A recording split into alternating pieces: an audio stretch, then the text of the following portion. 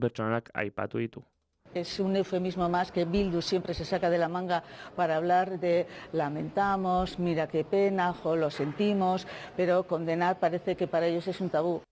Entzun dugun moduan eta testuinguru horretan Artolazabalek bereziki deitoratu du EH Bildukoko egin izana bozeramaileen batzordean gertaera horiek gaitzesteko adierazpen instituzional bat babesteari. EH Bilduk Artolazabali elkartasuna adierazi dio eta lan gatazkaren esparruan udalbatzako kideen aurkako ekintza horiek amaitzeko aipatu du.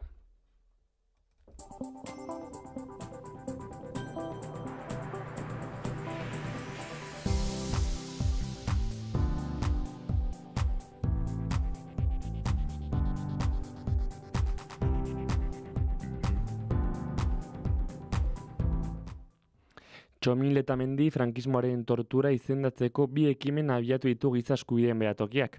Lakuako gobernuaren errekonozimendua eta torturaren ziurtagiri judiziala. Txomin Letamendi gudaria eta Euskal Informazio Zerbitzuetako kidearen tortura kasuak ikertzeko kereia artxibatua gelditu zen, torturatzaileen heriotza berretsi ostean. Iratxe Urizar giza eskubideen behatokiko abokatua.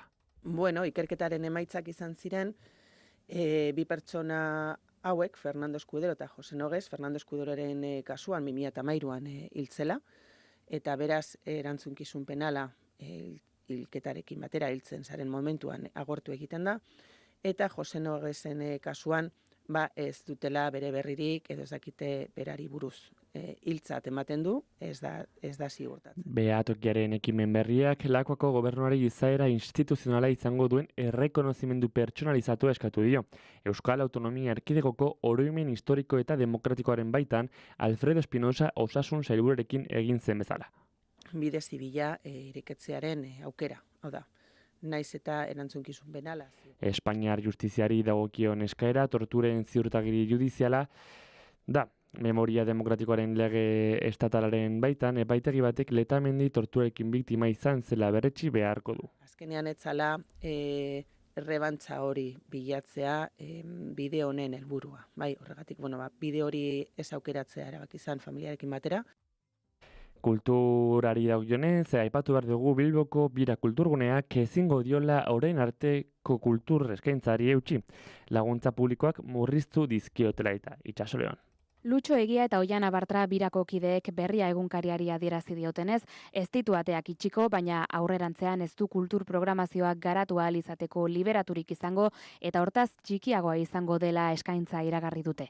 Gaineratu dute Bira orain den moduan desagertu egingo dela. Kideen hitzetan proiektuak aski ditu 45.000 euro orain arte bezala jarraitu ahal izateko, baina argitaratu duten oharrean zehaztu dutenez, babes publiko handiagorik jaso ezean ezingo dira gutxieneko aurrekontu horretara hurbildu eta beraz liberaturik gabeko egitura batera itzuli beharko da Bira. Zehazki Bizkaiko Foru Aldundiak eta Lakuako Kultur eta Euskara Sailak eten dute proiektuarekin zuten hitzarmena. Aurreko astean jakinarazi zieten erabakia Birako bazkidei eta aste honetan egin dute publiko hauek sare sozialen bidez zabaldutako mezu batekin. Herri proiektua izan da Bira eta 2016an sortu zenetik 285.000 euro jaso dituzte Birakideen partetik. Inbertsio horri esker lokala erosteari eta obra burutu, lehen urteetako programazioa finantzatu, termitak direlata komunitateko gastu handiei aurregin eta azken urteetako programazioan laguntzeko aukera izan dute. Aurten irailetik ekainera 303 egunetan 280 kultura hitzordu hartu ditu Birak. Eta 8 bitarte entzule musika entzuteko aukera izango dugu.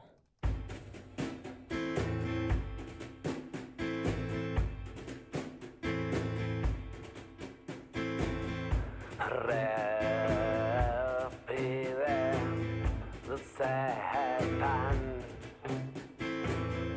idatzen duzu beti aurrera atzen utzita guztia zure bila datoz etortzen dira. They coming for you.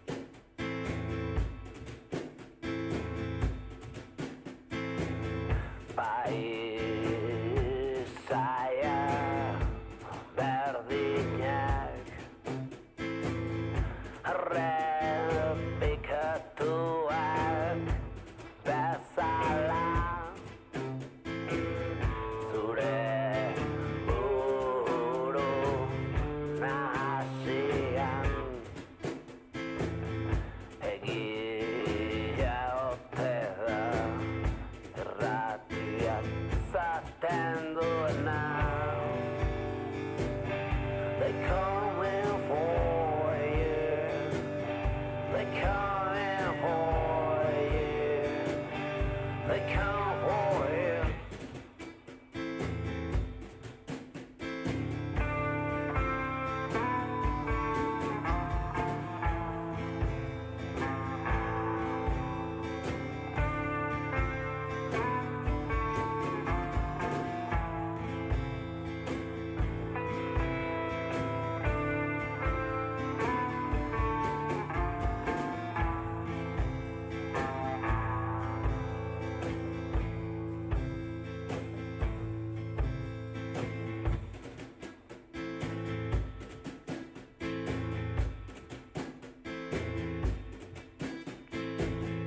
Orain argi ikusten duzu momentu batez bederen belde delatan sartu zinen oxidoaren usaia eta ondo bero eskuetan. They coming for you. They coming for you. They come for you.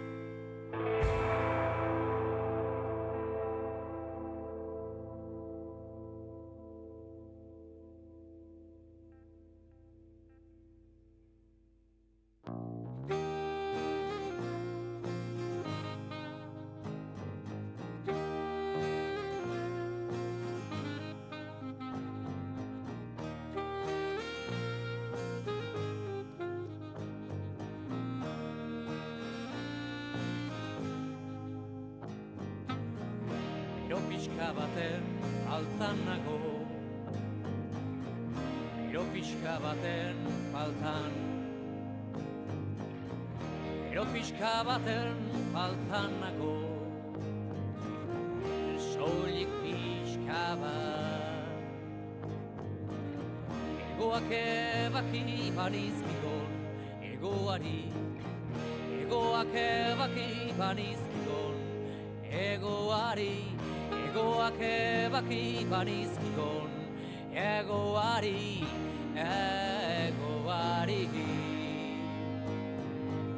Soli miseria, soli kuskeria, soli kantzerkia, soli desgrazia, soli miseria, soli kuskeria, soli kantzerkia, soli desgrazia. Soli miseri pixka bat.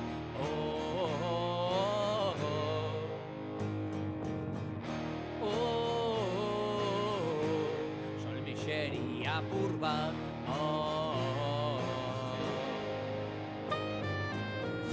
Gero pixka baten faltan nago,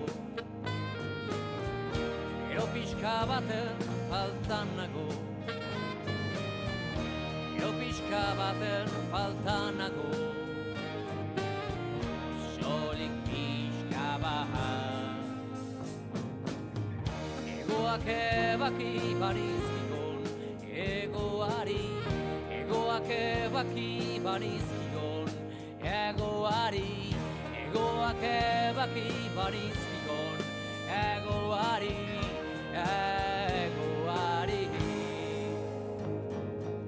Soli miseria, soli kuskeria, soli kantzerkia, soli desgrazia, soli miseria, soli kuskeria, soli kantzerkia, soli desgrazia. Soli miseria burba.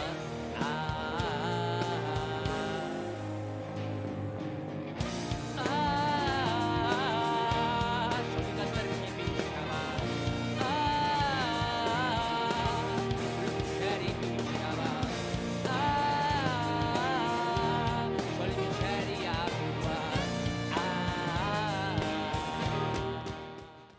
Zazpiterdiak entzule, Garako eta Naiz.euseko editoriala entzuteko tenorea. NATOren 2025ko gailurra izan zen atzo Hagan, Mark Rutte aliantzako idazkari nagusi berriaren jaioterrian. Beste behin ere Ukraina NATOra batzeko bidea atzera bueltarik gabekoa dela esan zuen, terminoiek azken dokumentuan agertzen ez diren arren. Bileran bi hutsunen nabarmen izan ziren, Lee Jae-myung Hego Koreako presidente berriarena eta Shigeru Ishiba Japoniako lehen ministroarena. Biek argudio berbera baliatu zuten ez joateko, Estatu Batuek Irango azpiegitura nuklearren aurka egindako erasoa. Anthony Albanese Australiako lehen ministroa ere etzen bileran izan. Beraz, Europar herrialdeak dira eskalada militar giro honetan Donald Trumpen aliatu gisa ageri diren bakarrak. Gai ordeneko puntu nagusia gastu militarera bideratutako dirutza, egungo barne produktu gordinaren 2%tik 5%ra igotzea zen. Rutteren adierazpenak ikusita badirudi Espainiako gobernuaren oposizioak eta Belgika eta Kanadaren zalantzek malgutasunerako tartea eragin dutela. 3,5% gastu militarrera bideratuko dute aliatuek, 1,5% erabilpen bikoitzeko azpiegitura eta programetara. Ekonomiaren militarizaziorako lehen urrats bat da. Hau osatzera dator industria militarrean ohikoak izan ez diren hornitzaia gehitzea eta Europar Batasunaren asmoa birarmatzea azkartzeko prozedurak arintzea. Alemania ageri da militarizazioaren sustatzaile nagusi gisa. Historiak argi erakutsi du armak ekoizteak gerra berriak eragiten dituela, hauek baliatu eta negozio militarrari bide emateko. Neurrez kanpoko gastu hori ez da beharrezkoa eta zentzugabea da, eta ongizate estatuaren aurkako erasoa ere bai. Ondasun publikoak eta zerbitzu sozialak izango dira lehen kaltetuak, baliabide faltagatik, eta hoiekin pertsona zaurgarrienen eskubideak ahulduko dira. NATO bi frentetan garatu beharreko borroka baterako ari da prestatzen. Kanpora begira, bere dominazio proiektua militarki egonkortu nahi du, eta barrura begira, langile klasearen eskubidekin amaitu nahi du, eta ongizate estatua hankaz gora jarri. Azalak edo azalei errepasoa egin aurretik, aipatu behar dugu jai giroa ari dela nagusitzen gure herrietan, besteak beste irungoak dira egun hauetan. Joan etorriak errazteko Euskotrenen aholkua honakoa da. Euskotrenek jakinarazten du. Irungo jaietara joan nahi duzu? Igo, eramango zaitugu eta. Zerbitzu bereziak autoa hartu gabe goza dezazun. Informatu ordutegiei buruz, webgunean edo aplikazioan. Egin bat mugikortasun jasangarriarekin. Euskotren, Eusko Jaurlaritza. Bada, orain bai, 7:23 minutu direnean, egunkaritako azalak izango ditugu izpide, eta etxetik hasiko gara, egunero bezala, gara egunkariaren gaurko azala errepasatzen. Garako azaleko titular nagusiak ongietorrien auziaren auzipetuen hitzak dakar. Oiana San Bizenteren eta Aimar Altunaren hitzak hain zuzen ere. Horrelaxe dio. Operazio politikoa egonda eta Euskal Herriak iraganera begira, tezan argazki nagusian Pradales ageri da. Lehen urtebeteko mugarria dela eta egindako ekitaldian. Lan istripuek ere tokia dute azalean, izan ere azken 24 orduetan 3 langile hil dira. Berriaren titularrak hauxe dio gaurkoan. Trumpen suetena indarrean jarri dute Israelik eta Iranek. Argazki nagusian ordea, Lutxo Egia eta Oiana Bartra ageri dira, bira kulturguneko kideak. Horrela dio bikoteak. Ezinbestean, birak militantzia bidez bakarrik egingo dio kultur programari. Notiziaz taldeko egunkariak izpide, lehenik eta behin deia errepasatuko dugu, eta bere lerroburu nagusiak Espainiako gobernuak zailtasunak jarri dizkio BBVaren erosteko eskaintza publikoari, bat egitea 3 urtez gelditu ondoren. Pradales eta Sánchez uztailaren 15ean bilduko direla ere nabarmentzen da deiako azalean. Argazkian, Israeleko Beersheba hiria ageri da, Iraneko eraso batek utzitako ondorioak ikusgai. Suetenaren ahultasuna nabarmentzen du lerroburuak. Noticias de Gipuzkoa izpide, Pradales eta Sánchezen arteko bilera dakar titularrean. Uztailaren 15ean bilduko direla gizarte segurantza hizketagai. Argazkian, Bruce Sprintinek emandako bigarren kontzertua. Izan ere, anoetan eman zuen asteartean bigarren kontzertu hori.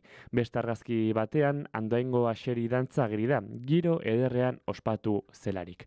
Nafarrora Joanez, lerreburu nagusiak, Diario de Noticiaseko lerreburu nagusiak, koldo auzia du mizpide.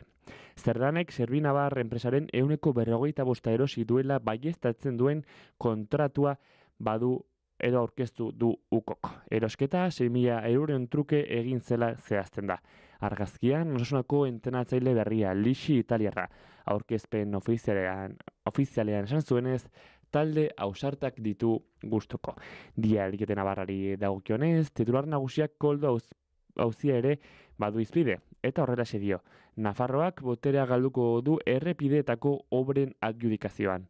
Argazkian, Diario de Noticias bezalaxe, Osasunako entrenatzaile berria du protagonista, Lixik bere etxe berria ezagutu du aipatzen dela. Izan ere, atzo aurkezpen ofiziala egin zuten. El Correori dagokionean, BBVA eta Sabadell bankuen afera dakar lerroburuak. Espainiako gobernuak BBVaren erosteko eskaintza publikoa onartu badu ere 2028 arte bat egitea debekatu du. Argazkian, NATOko goi bilerako presidenteak agertzen dira, besteak beste Trump, Sánchez, Zelensky edo Macron. Azkenik, El Diario Baskoren azala errepasatuz, lerroburuak NATOko goi bileran Trumpek Espainiaren kontra egin duelaren berri ematen da. Honen hitzetan, Espainia arazo bat da NATOren inbertsio planarentzat. Argazkian, Sprintinen bigarren kontzertuko erretratua. 8:25 gutxi pasata direnean, onaino azalen errepasoa, minutu gutxi batzuk barru, gure tertulia gozoa izango dugu bitartean, Entol Sarmientoren garrasi ukatua.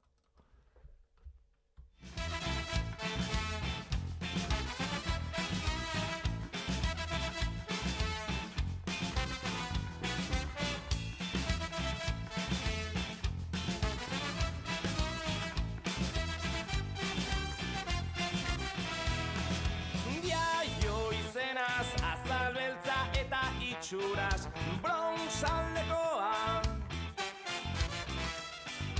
pauso harinez New Yorken marnan ziohala Stop polizia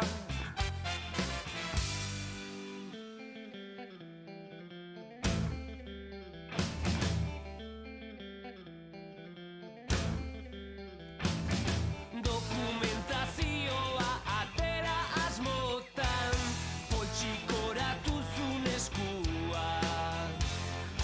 berrogeita balez urratuz gorpua isildu zuten bere oiua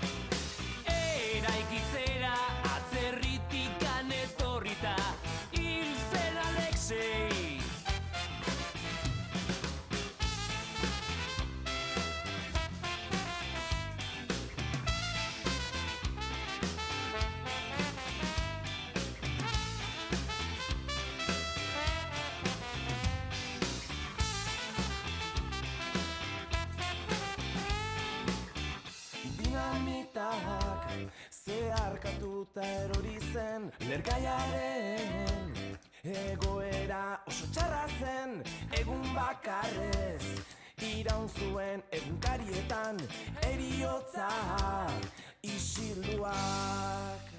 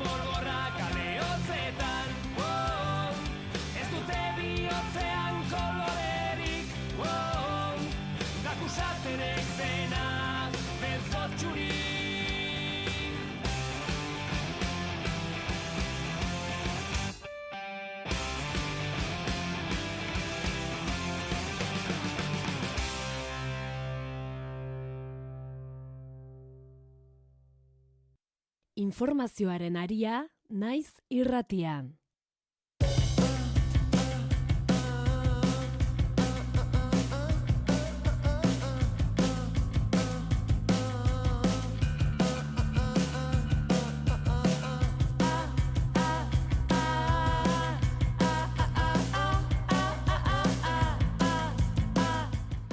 Zortziak eta 7:42 minutu entzule, gaur hoi baino pixkate beranduxeago, baino gure tertulia eginen dugu jarraian, hemen Donostiako estudietan, oin Aitzazpuru eta Iraia Kanbra, egunon, bikote? Egunon, kaixo. Zer mozo bete? Ongi? Nekatuta. Bai, oida, nekatutak. Publizitate, doaineko publizitatea, ez? Bai, baina, ondo. Bai, atzoa ze gualdia, Bai, hori, nazkagarria. Niri harrapatu ninduen oean eta ezin lo hartu, trumoiak dire da. Zeratakin, Bai, nik uste berandu agotorri zela, aztek zeru zen. Ama ikak inguruan edo, kasuko izten hau da zen, Bai. Bilabonan uste dut 10 erdietan edo, azizela, 10etan. Bai, igual, bai. Kalterik erakindu zuen inguruan edo? Uste dut, zuen arbolen bat ikusi dut hor erorita, baina bestela ez. Ez. Egunon Iker Gurutxaga azter moduz? Egunon, aritz puntual. Puntual, bai. Aritz puntual hiltzen da. Ez beste batzu ezela, Oizan da Beste, ez ditzen inez berandu iritsiko iaz, seguru. Bueno, gaur 42 arte itxoin dugu, Bai, horregatik, bai, aritz puntual. Oso ondo. Hola bai hartu, Bai, horregatik. Arazoa nerea da. Atzoko gaitza. Bai, lehen, zer dutan bialdu nuen mezua. Da, ja, 20 minutu bazen. Ne harritu zidan, zenbat tximista. Bai, tximistako hori ba. Pasada bazen, Amarrak eta 19 bidali nuen, eta ja, bazioan ordu erdi bat edo. Bai. Zenbat tximista, eta duela 2 aste edo, egon zen beste ekaitz bat, larun batez ostiralez, zugo horatzen. Esan diatenez, bera izan. Tximistako purua zen. Bai, euri ere bai, atzo asko. Iruñan bai, edo ez? Ez gero komunikatuko Iruñak. Zalotzen egongo zen. Bai, bueno. Zalotzen. Iruñaren iritsi zen, edo ez? Zuzo tokitik bildur pixka bat eta guztiak, kaso, ez? Bai, bota zuen, eta hori... Itxasotik gertu. Bai. Ez que esplikatu zidan. Vale, ez dugu hemen esango. Ez, bai, itxasotik gertu, hortaz, itxasotik gertu, itxasoan zegoela. Impresioa. Nik uste dut itxasoan ari zela botatzen gehiena. Orientazioagatik, nik etxetik nondik ikusten nuen itxasotik ari zela gehien elektrizitatea behintzat. Bueno, aipatuko diogu entzuleari eguraldi tertulia 7 eta 5 dugula, beraz gaia zaldatuko dugu. Gaurkoan Iraia beherapenak, ez?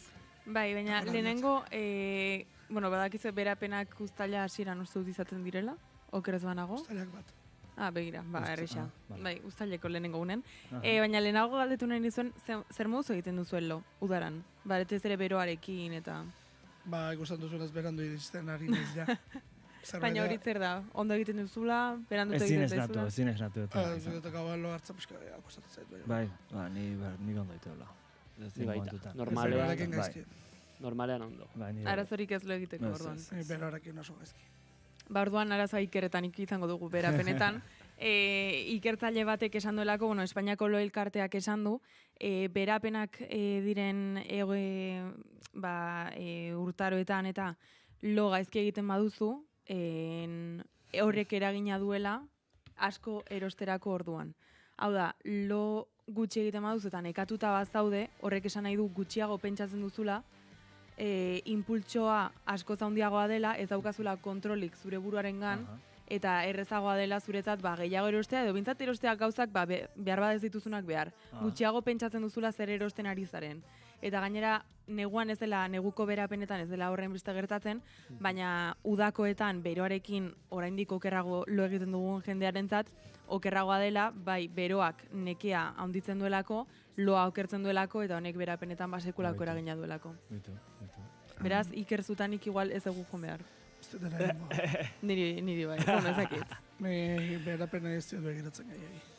Nik egia esan ez nekien ustalean azten zienik, Bai, hor bi... Bestia urtarrian eguna eta gero azten da ez daitez. Eta bestia udaran izaten da, bai, ustalean. Legeak horrela gintzen duelako. Bestela deskontuak izan behar dute.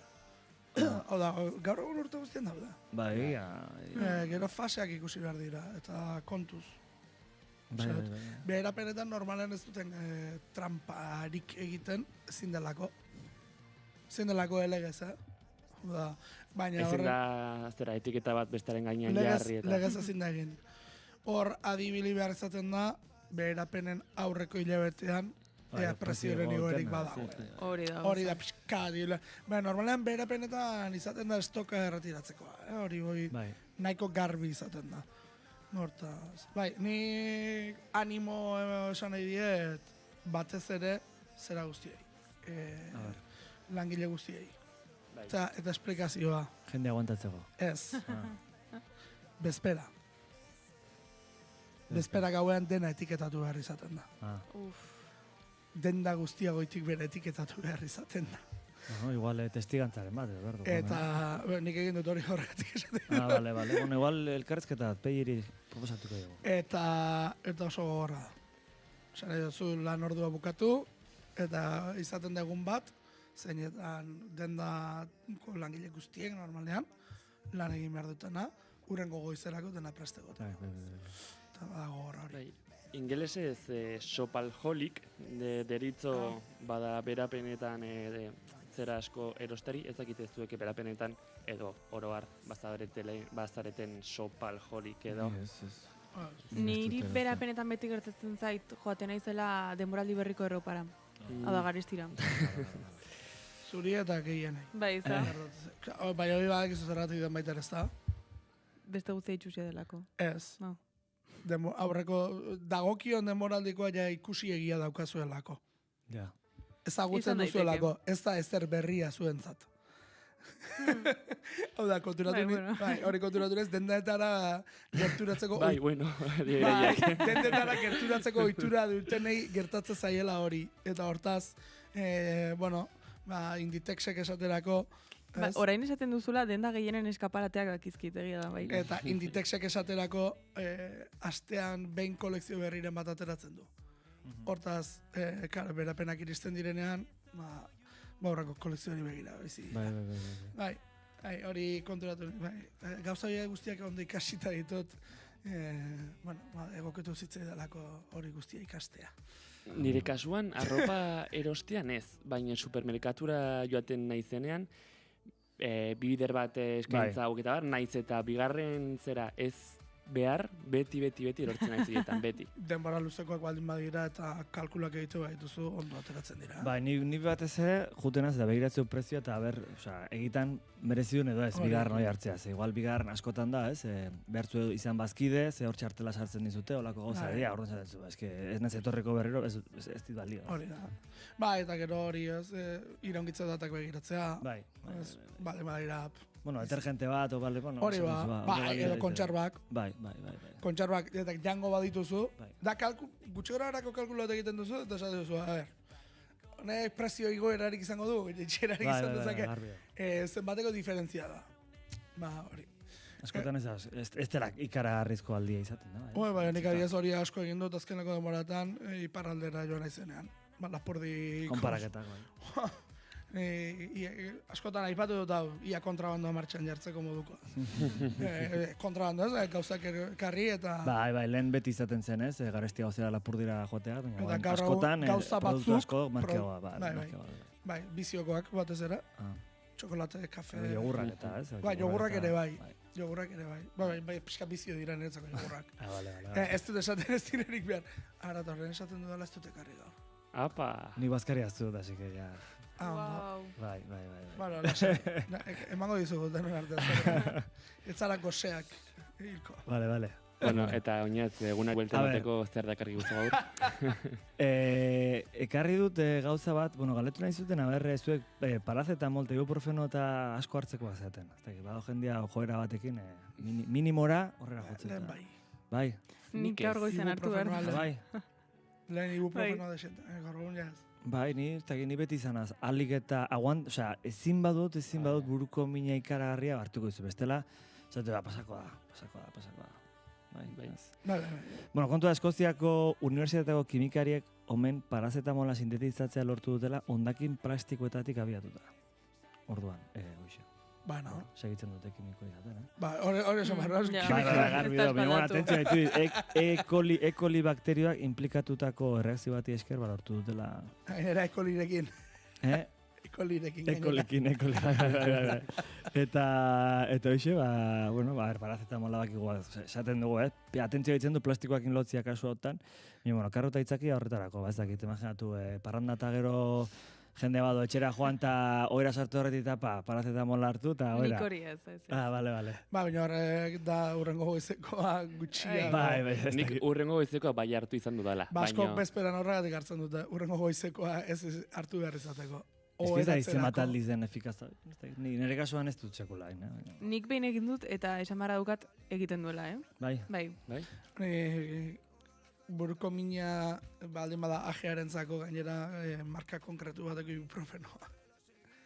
Bai, zeukan zera bat gehiago, elementu kimiko bat gehiago, eta kontrolatu nintzen elementu kimiko horrek burura lehenago eramaten zuela ibuprofenoaren efektua. Bale. Ados, hemen espertu batzuk, Bai. Ez da hori kontrolatu nintzen, gero baita ere, bera.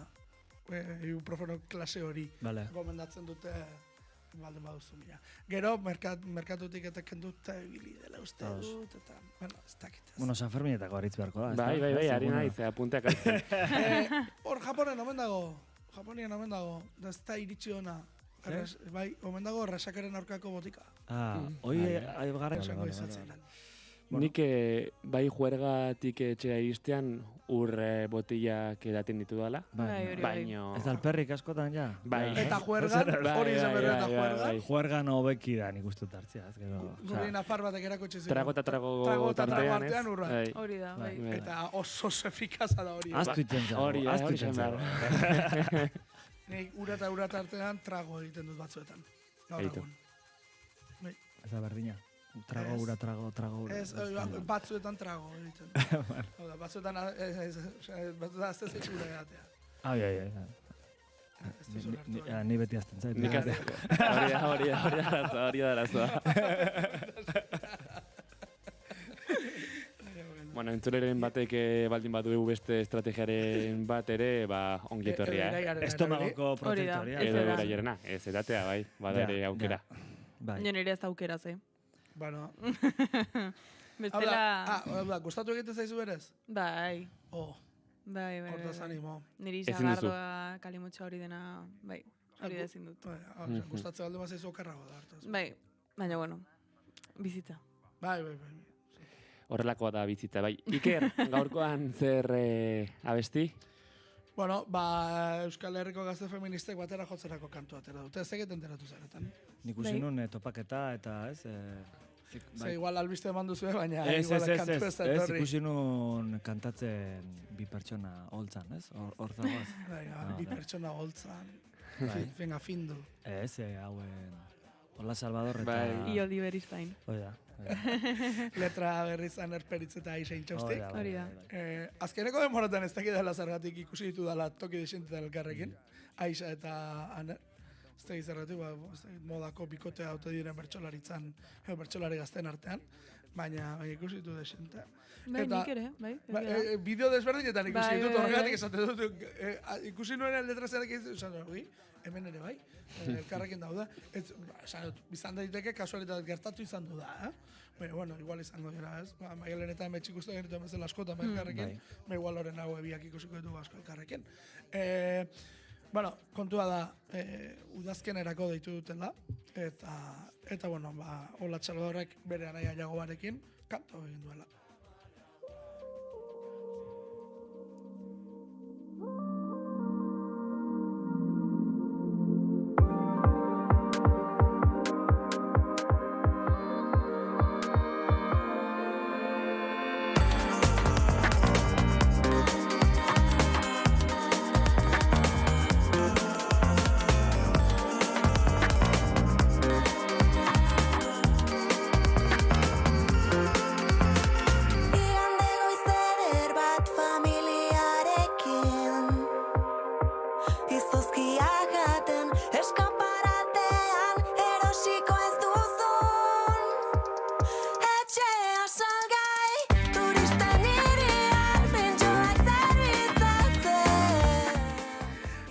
Gorka Santesteban idatzi dit, eta bai, Gorka zure zu puntuak jartzen ikusi zintudan bideo horietako batean, Urretxo Zumarragako Gazteleku gaztetxean, bertso saio bat, eta hor Gorka puntuak jartzen, eta hor Aner eta Aixa, eta besteak ez ditugu gogoratzen hortziren.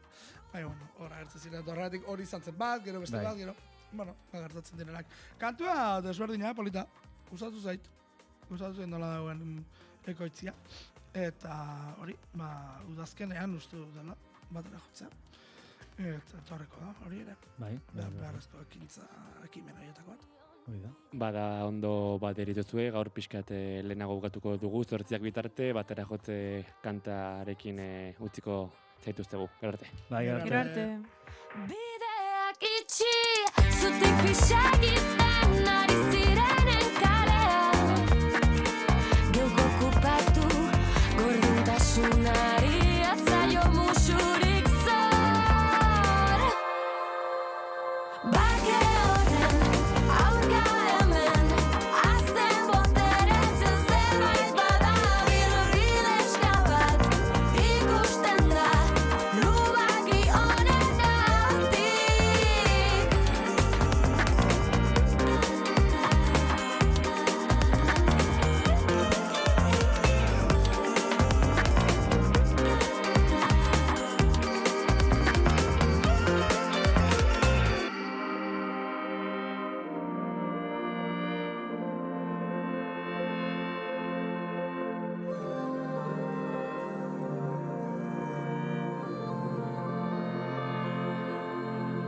Zer dago geldi,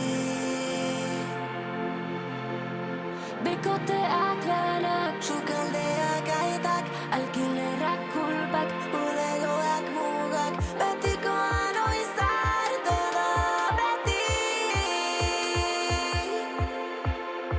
Gurea ez da, partxiot bat sisteman, gurea ez da, hitz bat gehiago leman, gurea ez da, gurea ez da, gurea da zualdena.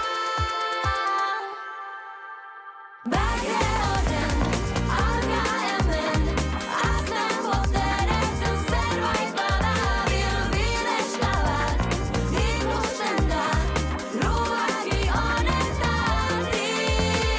Bake horren aurka hemen, azten boteretzen zerbait badabil bidexka bat.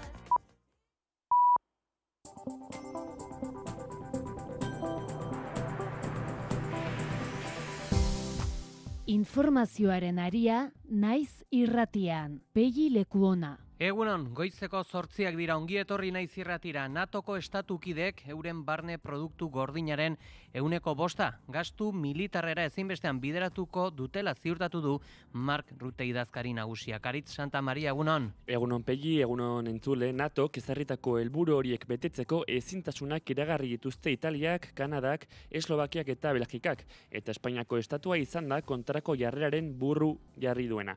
Madrilek konpromiso hori bete beharrik ez izateko akordioa iragarri zuen NATOren bilkuraren bezperan. Rutek halakorik ez dela izango dio. NATOk ez duela salbuespenik egiten.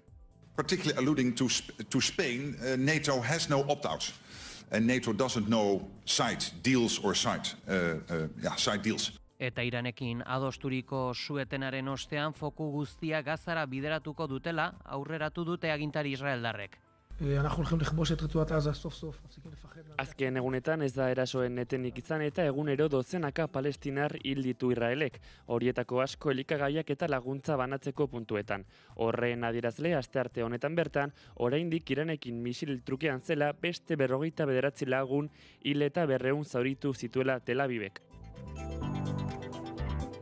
1978ko San Ferminetako gertakarietako bertako sarraskiaren informazioa desklasifikatzearen alde egingo dute PSOEk, Sumarrek, EAJak, Errezek eta Juntsek. EH Bilduk aurkeztutako lege besteko proposamenaren baitan dokumentazioak desklasifikatu eta kaltetutako guztiek frankismoaren biktima izendatu beharko dira, Mertxaizburua.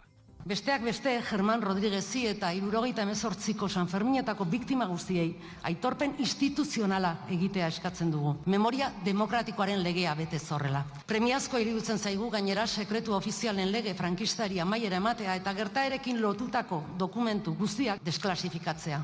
Bada, garaia. Eta Txomin Letamendi frankismoaren baitan, torturaren biktima izendatzeko 2 ekimen abiatu ditu giza eskubideen behatokiak, Lakuako gobernuaren errekonozimendua eta torturen ziurtagiri judiziala. Frantziako alderdi sozialistak iragarri du zentsura mozioa aurkeztuko duela François Bayrou lehen ministroaren gobernuaren aurka 2023ko pentsioen erreformari buruzko negoziaketa mailak porrot egin ostean. Eh bien, si le Parlement n'est pas saisi... Olivier Faurek azpimarratu du negoziazioaren amaiera iritsi dela eta ondorioz parlamentuak aukera izan behar duela 2023ko pentsioen erreformari buruzko legaren testua bere osotasunean berriro aztertzeko. D'un retour à l'équilibre en échange d'un retour à 62 ans, eh bien, effectivement, nous irons vers la censure. Eta Imanol Prades lehendakariak urtebeteko agintaldiaren beste balantze bat egin du. Eta bertan, oposizioak behin baino gehiagotan esan du, hitz-goxoak bai, jarrera leunagoak ere bai, baina ekintzetan ez duela urratxe esanguritsurik eman. Eta hain zuzen hori baieztatzera etorri da ere, ezagutu berri dugun Deusto Barometroa. Pradalesen gobernuari 10-tik 4,7 nota ematen diote herritarrek eta gehienek uste dute askorik ez dela aldatu Urkulluren garaitik. Vamos a ver, yo creo que hay que analizar los estudios sociológicos en su contexto y nunca de manera aislada, y estamos viendo que estos últimos 15 días hemos visto 2 estudios, uno que hizo EITB con el denominado EITB Focus y ahora la Universidad de Deusto a través del Deusto Barómetro, y les anuncio que nosotros próximamente también pues daremos a conocer el sociómetro porque toca, no por nada. Hernaniko San Juan bezpera istilutsuaren ostean gertaturikoa salatzeko elkarretaratzea burutu du Amer elkarteak deituta. Amereko ordezkariek irakurri duten oharrean berretsi dute Hernanin Magrebia jatorriko herritarren aurkako gorrotu mezuek ez dutela lekurik. Erantsi dute halaber elkarbizitza arazoak sortzen dituen pertsona edo nordela ere ez dela onargarria eta arazoari heldu behar zaiola. Eta arlo ekonomikotik esan beharra dugu 3 langile hil dira azken 24 orduetan LAB sindikatuak salatu dutenez. Lehena altsasun izan da astelehen honetan, basolanetan ari zen Herriasako langile bat. Bigarrena Eskoriatzan, hau ere basolanetan adar batek jota. 3. Donostian izan da. 75 urteko pertsona batek istripu ez traumatikoa izan du eta lanpostuan bertan hilda. Belar txarrak kentzen ari zela. Eguraldia eta trafikoa naiz irratian. Errepide dagokienez bau nabarmentzeko jasoreren bat, Aritz? Ohiko autopilaketatik aparte, eragozpenik ez errepidetan Pegi. Eguraldiaren ondik norako guztiak, Iker Ibarluzeak. Asteazken honetan temperaturek behera egingo dute eta oraindik eguraldi ezegonkorrarekin jarraituko dugu. Goizean hodeiak eta ostarteak tartekatuko dira lurralde osoan eta eguraldi lasaia eta atsegina izango da. Naiz eta egun sentian oraindik ez den baztertzen ekaitz ondarren bat izatea, bereziki lurraldearen iparekialdean, gehien bat Nafarroa ipar partean edo iparralden. Hala ere arratsaldeko lehen orduetan berriz ere egonkortasuna areagotuko da, bero hodeiak garatuko dira eta ekaitzetara joko du. Ekaitz zaparradak edo nonen eman daitezke, baina probabilitaterik handiena gaurkoan lurraldearen iparekialdean emango da, bereziki Gipuzkoa ekialdean, Nafarroa ipar partean eta iparralden, eta gainera tarteka ekaitz handi xamarrak leher daitezke. Arratsaldean gainera Kantabriar isurialdean hodei baxuek zerua nahiko estalirik utziko dute eta egun amaitzerako giroa triste xamarra izango da bertan ere. Haizeak goizean egotik joko du, arratsaldean iparraldeko haizea nagusituko da eta lurralde osora zabalduko da. Hori bai, kostaldean goizetik jada ipar haizea nagusi izango da. Temperatura minimoak antzeko jarraituko dute Kantabriar isurialdean, hego isurialdean aldiz behera egingo dute, orokorrean 16 eta 20 gradu bitartean errendituko dira minimoak. Maximoak aldiz behera egingo dute eta jetxirarik handiena gehien bat markatu Kantabriar isurialdean emango da, bertan 24 eta 31 gradu bitartean errendituko dira. Eta hego isurian 25 eta 17 gradu bitartean temperatura freskonak kostaldean, baina bereziki Bizkaian emango dira, altuenak aldiz Nafarroa hegoaldean. Joarra Izpurua teknikan ekainak 25 dugu, asteazkena.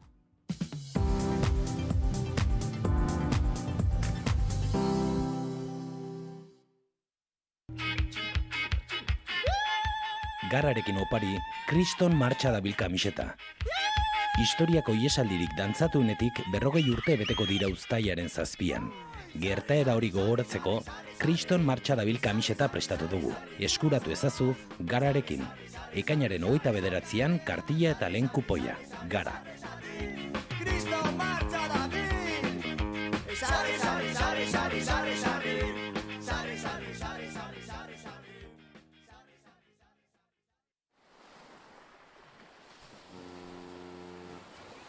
Hau berua. Krema pixkatu eman berko dugu, estela. Oi badio, krema? Ze? Aztu intzaitela etxen?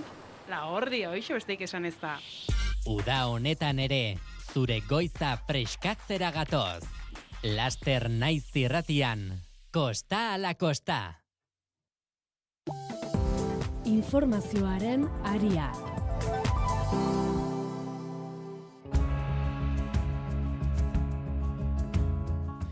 Trumpen esana bete eta NATOko estatu kideek euren barne produktu gordinaren 1% gastu militarrera bideratuko dutela ziurtatu du Mark Rutte idazkari nagusiak. Espainiako gobernuak gastu behar hori malgutzeko akorde iragarriarren NATOko idazkari nagusiak dio 2035 urterako alientzako kide guztiek euren aberastasunaren 1% bideratuko dutela gastu militarrera. 3,5 izango litzateke gastu zuzena, eta 1,1% segurtasunera bideraturiko ikuspegi zabalago batentzat. Mark Ruttek aurrekontuaren igoera hori Donald Trumpi esker izan dela nabarmendu du.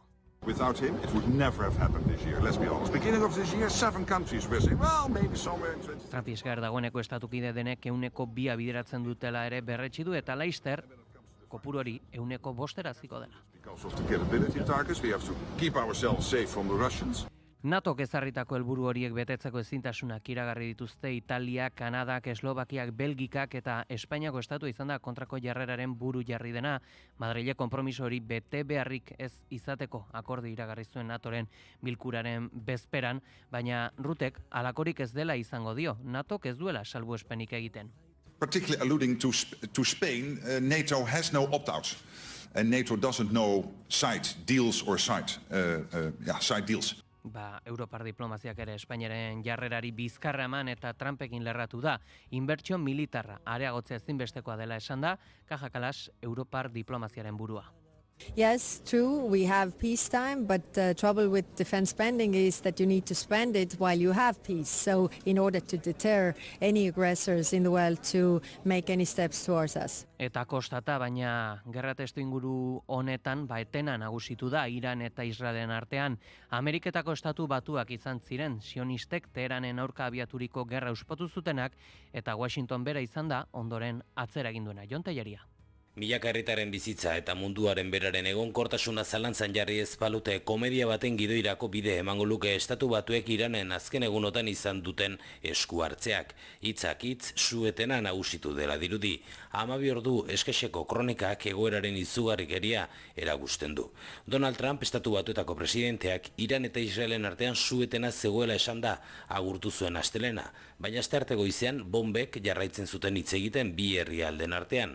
Israelen azken erasoan guardia iraultzaieko 17 kide hil zituen Tel Avivek. We basically have two countries that have been fighting so long and so hard that they don't know what the fuck they're doing. Su-etena errespetatzen ari ez zirelako haserre hitz egin zuen Trumpek astearte goizean. Ez dakit zer demonio egiten ari diren, zioen mandatari Estatu Batuarrak. Haserre ageri zen Iranekin eta Israelekin, baina bereziki aliatua duen azken honekin. I'm not happy with Iran either, but I'm really unhappy if Israel's going out this morning because of one rocket that didn't land, that was shot, perhaps by mistake, that didn't land.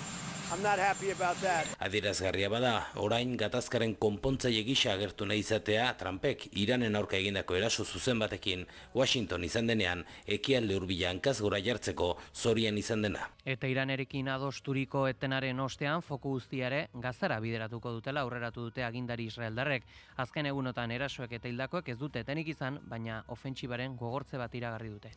Estatu nagusiko buruak fokua orain Gazara itzuleko dela esan du astearte honetan eta Smotrich finantza ministro ultrakontserbatzaileak lanak amaitzeko ordua iritsi dela azaldu du.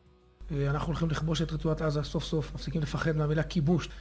Orain Gazara itzuleko gara, gure indar guztiekin hala esan du Smotrichek. אחרי שנה וחצי שאני צועק את זה בכתב בעל פה מעל כל בנה משתלטים על הסיוע. Azken egunetan ez da erasoen etenik izan eta egunero dozenaka Palestina hil ditu Israelek, horietako asko elikagaiak eta laguntza banatzeko puntuetan. Horren adirazle, astearte honetan bertan, oraindik Iranekin misil trukean zela beste 59 lagun hil eta 200 zauritu zituela Tel Avivek. Eta honen aurrean erantzuna ematen ere jarraitzen du Euskal Herriak. Hainbat eragilek elkarretaratzeak burutuko dituzte ostegun eta ostiral honetarako eta ekialde hurbileko azken gertakariak salatzeko Gazako genozidiaren aipamenari Iranen aurkako erasoak gehituz. Palestinarekin elkartasuna plataformak batetik eta Gernika Palestina herri ekimenak eta zehar edo ongi etorri errefuxiatuak bezalako eragileek bestetik mobilizazioak deitu dituzte ostegun eta ostiraleko 7etan Hego Euskal Herriko hiriburuetan Iranen aurkako erasoak salatzeko. Informazioaren aria. Goizeko 8:02 itzein behar dugu, goiz honetan euskal politikaz ere eta Pradalesen urtebeteaz. Lehendakariak urtebeteko agintaldiaren balantzea egiteko beste agerraldi bat burutu du eta berriro ere bide honean doazela berretsiz. Pertzepzio orokorra askorik ez dela aldatu, horixe bera inkestek dioten arren. Bosgarren agerraldi publiko bat egin du Imanol Pradales Euskal Autonomia Erkidegoko lehendakariak urtebeteko agintaldiaren bilana egiteko. Ekainaren 12an bere gobernuko ordezkariak eta dozenaka goi kargu elkartu zituen balantzea egiteko.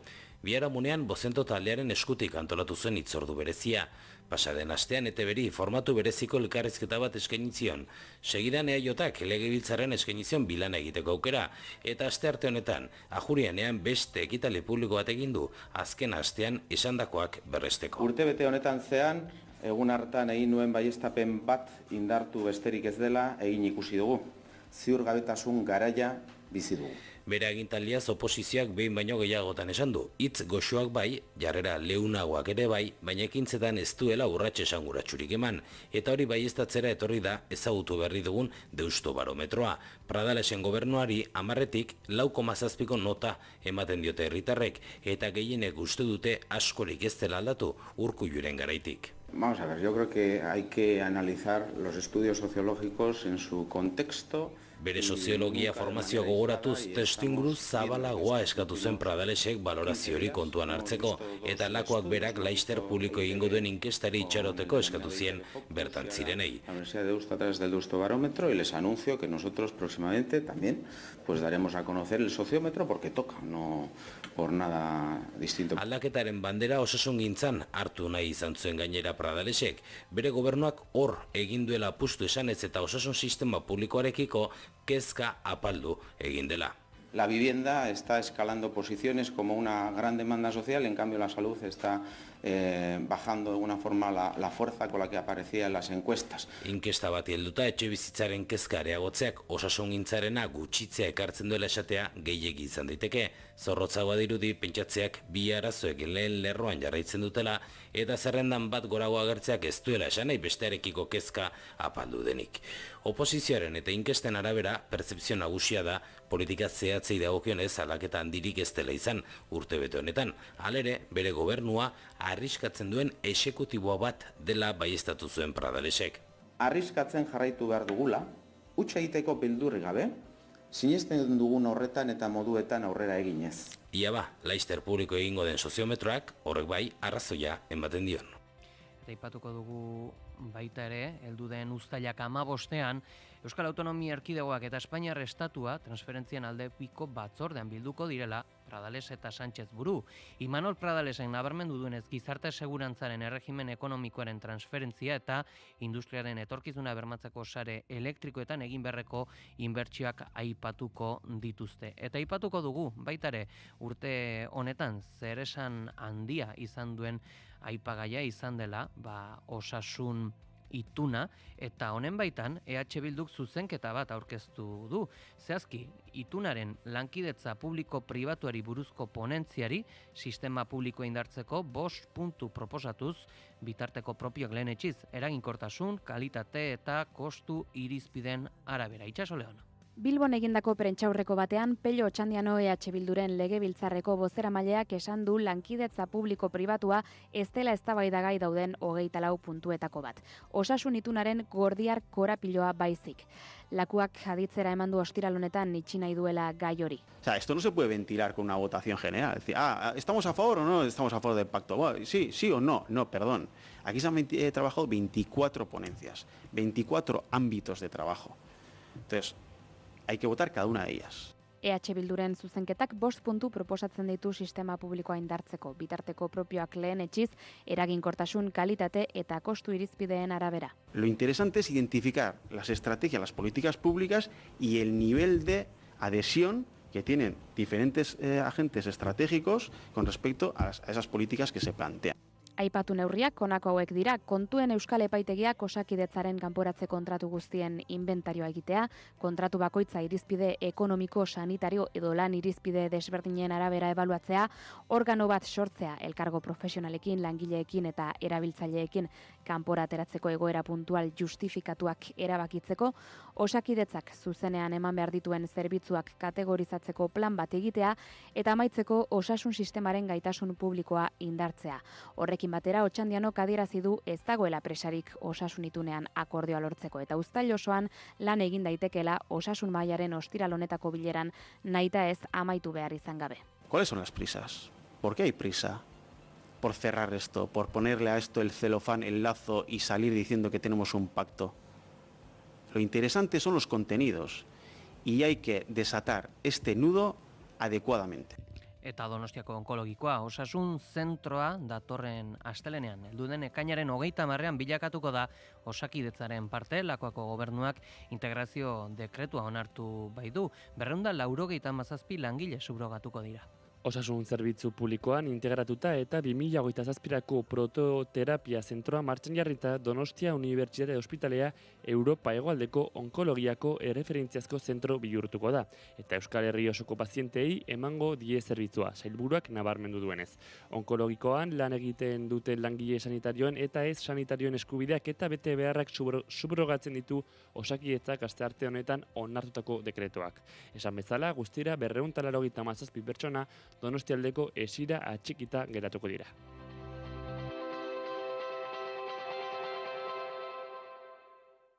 Informazioaren aria.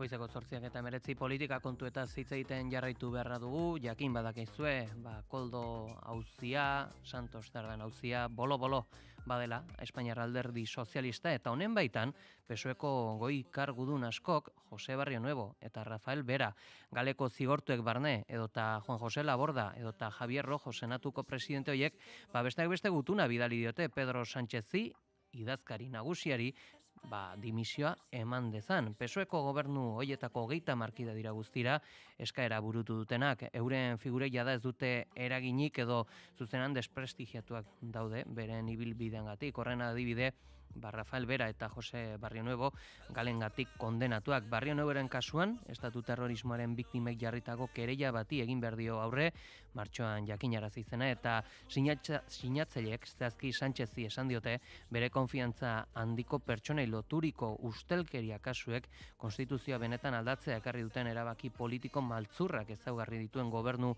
praktikarekin bat egiten dutela. Hala, beren jarrera ustelkeriagatik harago doala eta sakoneko desadostasun politikoak ere dituztela adierazi dute. Eta baita ere, Estatu Frantseseko Alderdi Sozialistak iragarri du zentsura mozioa aurkeztuko duela François Bayrou lehen ministroaren gobernuaren aurka 2023ko pentsioen erreformari buruzko negoziaketa mailak porrot egin ostean.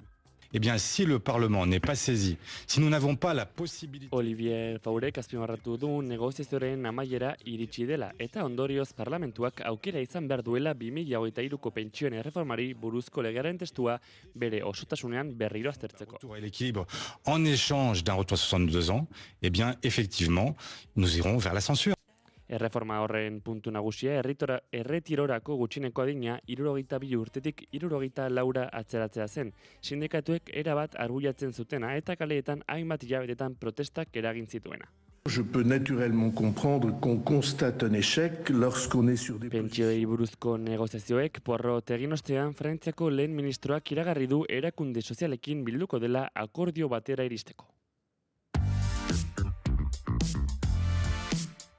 1978ko San Ferminetako gertakaritako informazioa desklasifikatzeren alde egingo dute PSOEk, Sumarrek, EAJak, RZek eta Juntsek. EH Bilduk aurkeztu duen legezbesteko proposamenaren baitan dokumentazioa desklasifikatu eta kalteturiko guztiak frankismoaren biktima izendatu beharko dira. 1978ko uztailaren 8an bortxaz eta tiroka sartu zen Espainiar Polizia Iruñeko zezen plazan. Istiluek hiriko kaleetan jarraitu zuten eta zehazki erronkari kalean hil zuten Germán Rodríguez. Beste 6 pertsona ere tiroz zauritu zituzten eta handik egun batzuetara Joseba Barandiaran ere hiltzen poliziaren tiro baten ondorioz Rodríguezen heriotzagatik izan ziren protestetan. Eta egun berriz, EH Bilduko mertxeizburuak Germán Rodríguezen heriotza impunitatean gotortu eta egon dela salatu du erantzukizunak argitu gabe. Besteak beste, Germán Rodríguezi eta 78ko San Ferminetako biktima guztiei aitorpen instituzionala egitea eskatzen dugu. Memoria demokratikoaren legea betez horrela. Premiazko iruditzen zaigu gainera sekretu ofizialen lege frankistari amaiera ematea eta gertaerekin lotutako dokumentu guztiak desklasifikatzea. Bada garaia eta. EAJak legezbesteko proposamenari zuzenketa aurkeztu dio martxoak 3ko informazioa ere desklasifikatu dadin. Aginduak nork eman zituen argitza eskatu du Mikel Egardak. Se necesita saber qué pasó, quién ordenó las actuaciones y reconocer y reparar a las víctimas. Y después de casi medio siglo de los hechos, el gobierno no siga cubriendo con un manto de opacidad ni la jornada sangrienta de los Sanfermines del 78, ni la matanza del 3 de marzo en Vitoria-Gasteiz. Eta Txomin Letamendi, frankismoaren frankismoaren biktimaren izandatzeko, torturengatik biktima izendatzeko 2 ekimen ere abiatu ditu giza eskubideen behatokiak, Lakuako gobernuaren errekonozimendu eta torturen ziurtagiri judiziala. Txomin Letamendi gudaria eta Euskal Informazio Zerbitzuetako kidearen tortura kasua ikertzeko kereila artxibatu gelditu zen, torturatzaileen heriotza berretsi ostean. Iratxe Urizar, giza eskubideen behatokiko abokatua. Bueno, ikerketaren emaitzak izan ziren, 2 pertsona hauek, Fernando Escudero eta Jose Nogues, Fernando Escuderoren kasuan 2013an hiltzela, eta beraz erantzunkizun penala hilketarekin batera hiltzen zaren momentuan agortu egiten da, eta Jose Noguesen kasuan ez dutela bere berririk edo ezakite berari buruz hiltzat ematen du, ez da ziurtatzen. Orduan, erantzunkizun penalarekin hori gertatzen da. Perpetradorea, egilea, biktimarioa hilda baldin badago, penalki ezin da egotzi, deliturik. Bai, usten du bide zibila ireketzearen aukera, hau da. Naiz eta erantzunkizun penala zigortu ezin dan, erantzunkizun zibilaren bidea abiatu daiteke bere oinordekoen kontra. Bai, hau, bueno, familia be, bai. Behatokiaren ekimen berriak Lakuako gobernuari izaera instituzionala izango duen errekonozimendu pertsonalizatua eskatu dio, Euskal Autonomia Erkidegoko oroimen historiko eta demokratikoaren baitan. Alfredo Espinosa osasun sailburuarekin egin zen bezala.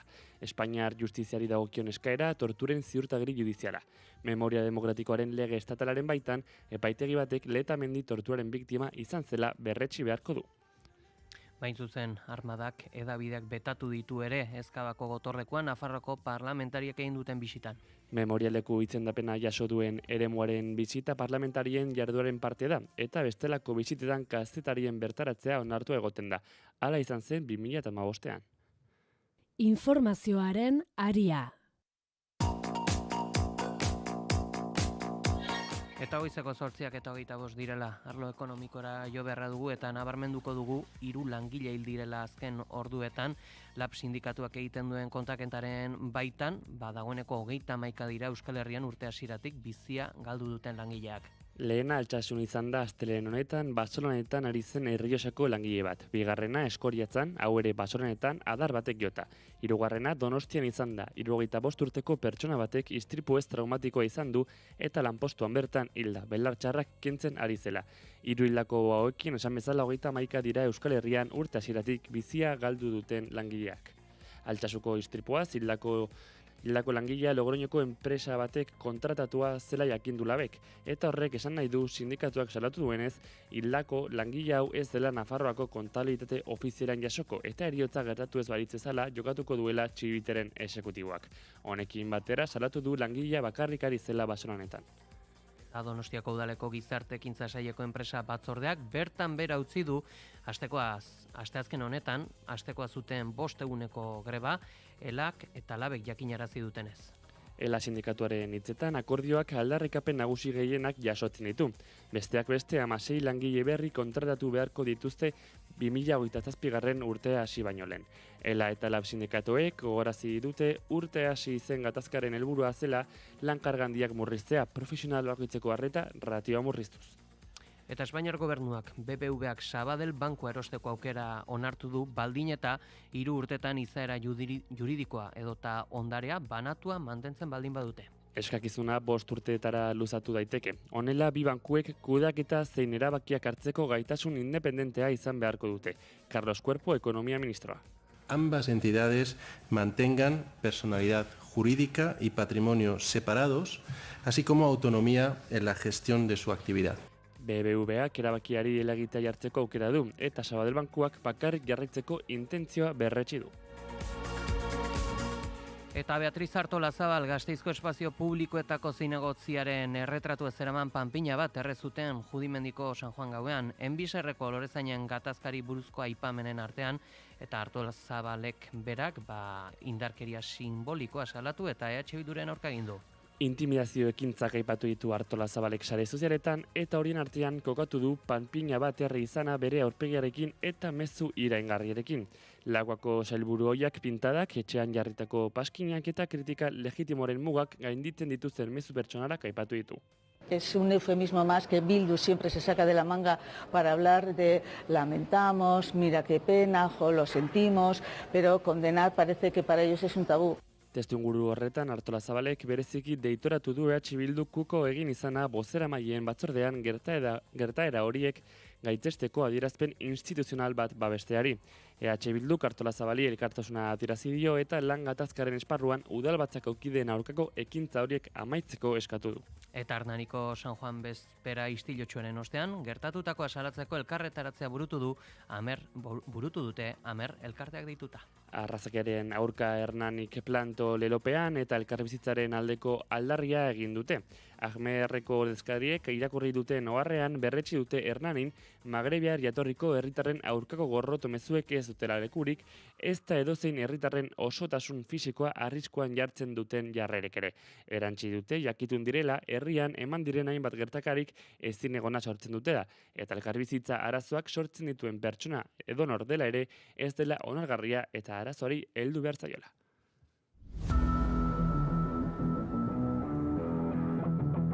Kirol aria, naiz irratian.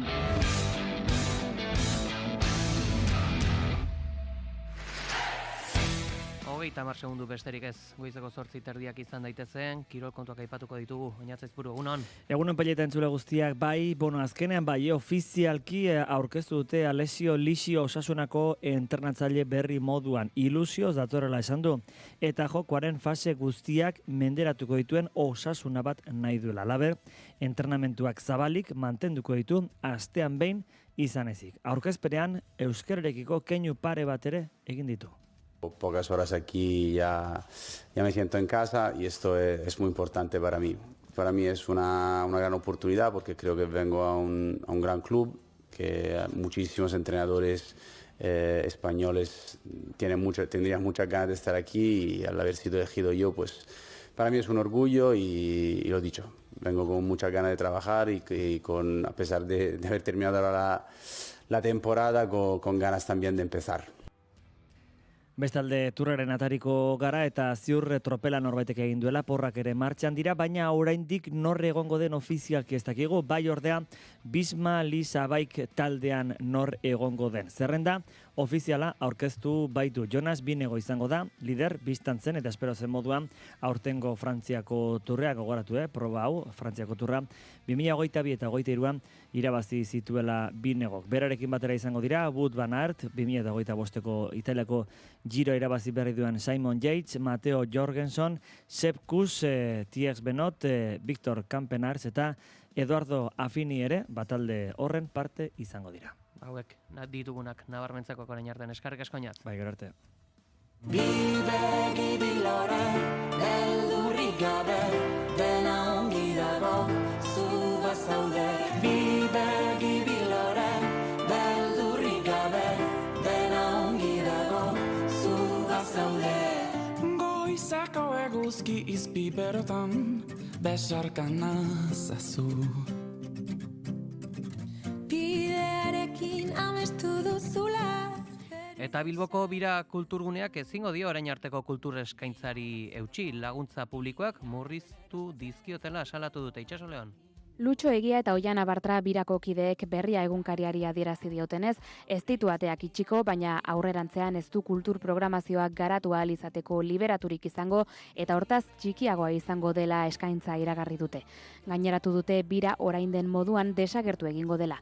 Kideen hitzetan proiektuak aski ditu 45.000 euro orain arte bezala jarraitu ahal izateko, baina argitaratu duten oharrean zehaztu dutenez, babes publiko handiagorik jaso ezean ezingo dira gutxieneko aurrekontu horretara hurbildu eta beraz liberaturik gabeko egitura batera itzuli beharko da bira.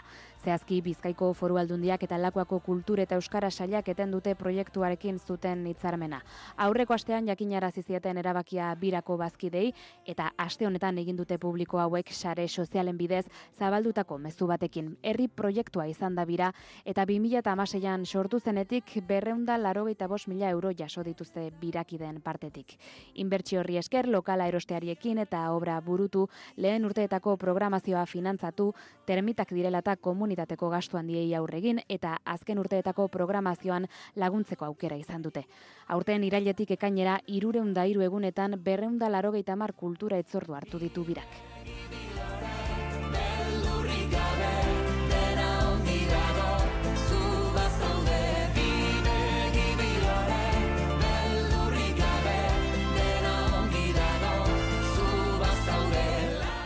Eguraldia eta trafikoa naiz irratian. Eta goitzeko 8 eta 33 direla errepidei ere begirada eskaini berdi aguaritz, bada nabarmentzeko jazoeraren bat. Aipatuko dugu, segurtasun sailak adierazi digunez, A1 errepidean 354, 351 kilometroen artean, Victoria Gasteizen bypassa ezarri dutela eta tarte horretan errei bakarra egongo dela norantza bakoitzan.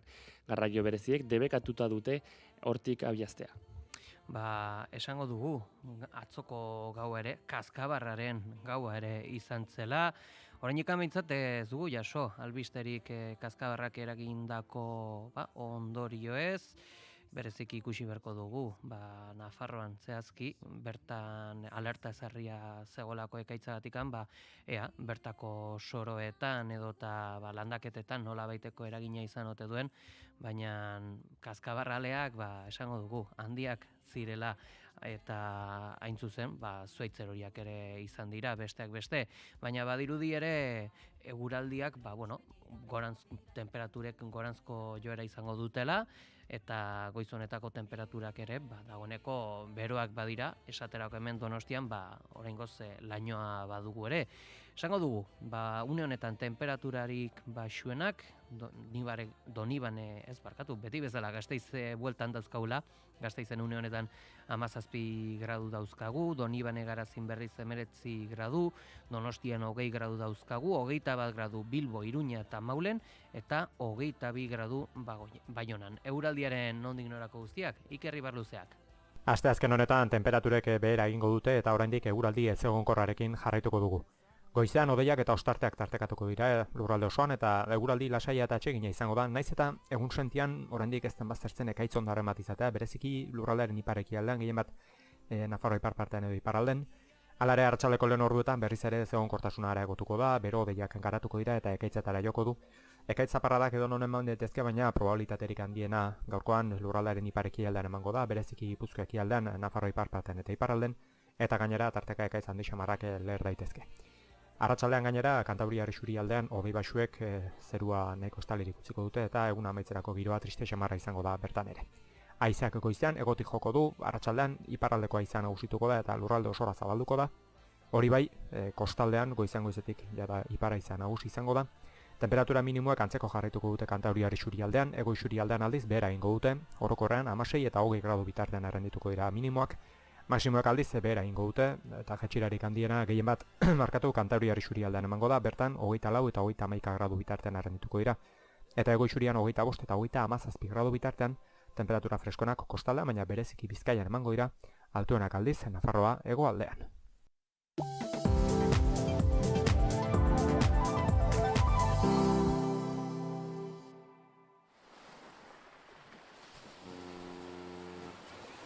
Hau berua. Krema pixkat eman berko dugu, estela. Oi badio, krema? Ze? Aztu intzaitela etxen? La hordi, hoixo besteik esan ez da. Uda honetan ere, zure goiza freskatzera gatoz. Laster naiz irratian, kosta ala kosta.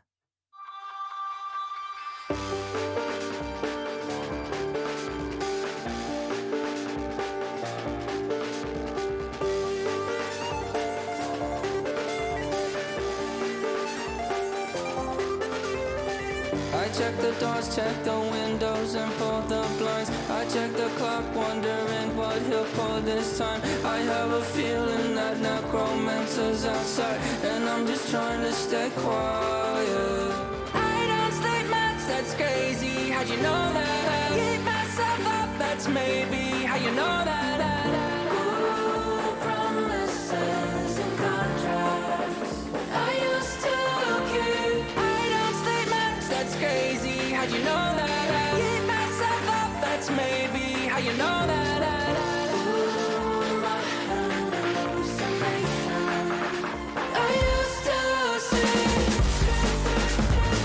Wake up and I found out, did it change up? Wait, did it change up? Is it light out? Yeah, did it find out? Better walk around the edge of the room in the bed where I'm on face. Face around, better try to breathe.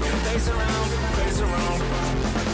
I check the doors, check the windows and pull the blinds. I check the clock, wondering what he'll pull this time. I have a feeling that necromancer's outside, and I'm just trying to stay quiet. I don't sleep much, that's crazy. How'd you know that? I keep myself up, that's maybe how you know that.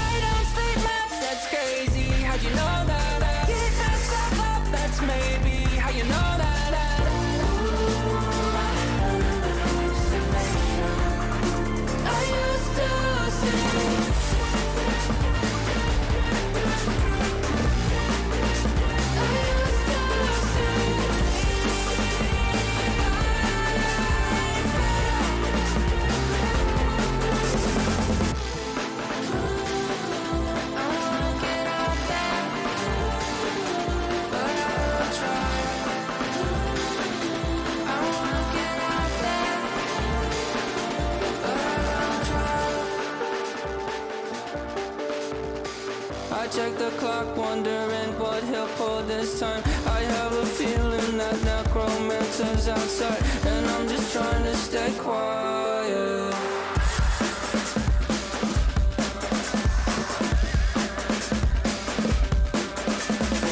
I don't sleep much, that's crazy. How'd you know that? I'll keep myself up, that's maybe how you know that. Ooh, promises and contracts I used to keep. I don't sleep much, that's crazy. How'd you know that? I keep myself up, that's maybe how you know that. Ooh, my hallucination I used to see.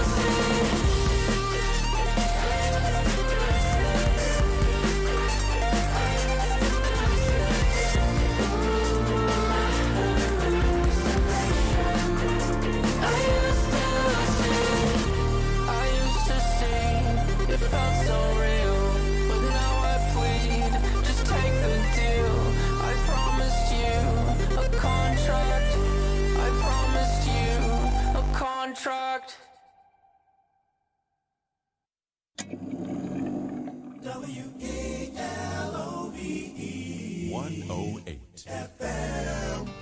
Historiak idatzidako gertakari eta mugimendu sozialetan musikak izandako paperaz ariko gara. Gramofonoan, historia duten kantuak. Larun batetan, arratsaldeko 3:00, Naiz Irratian.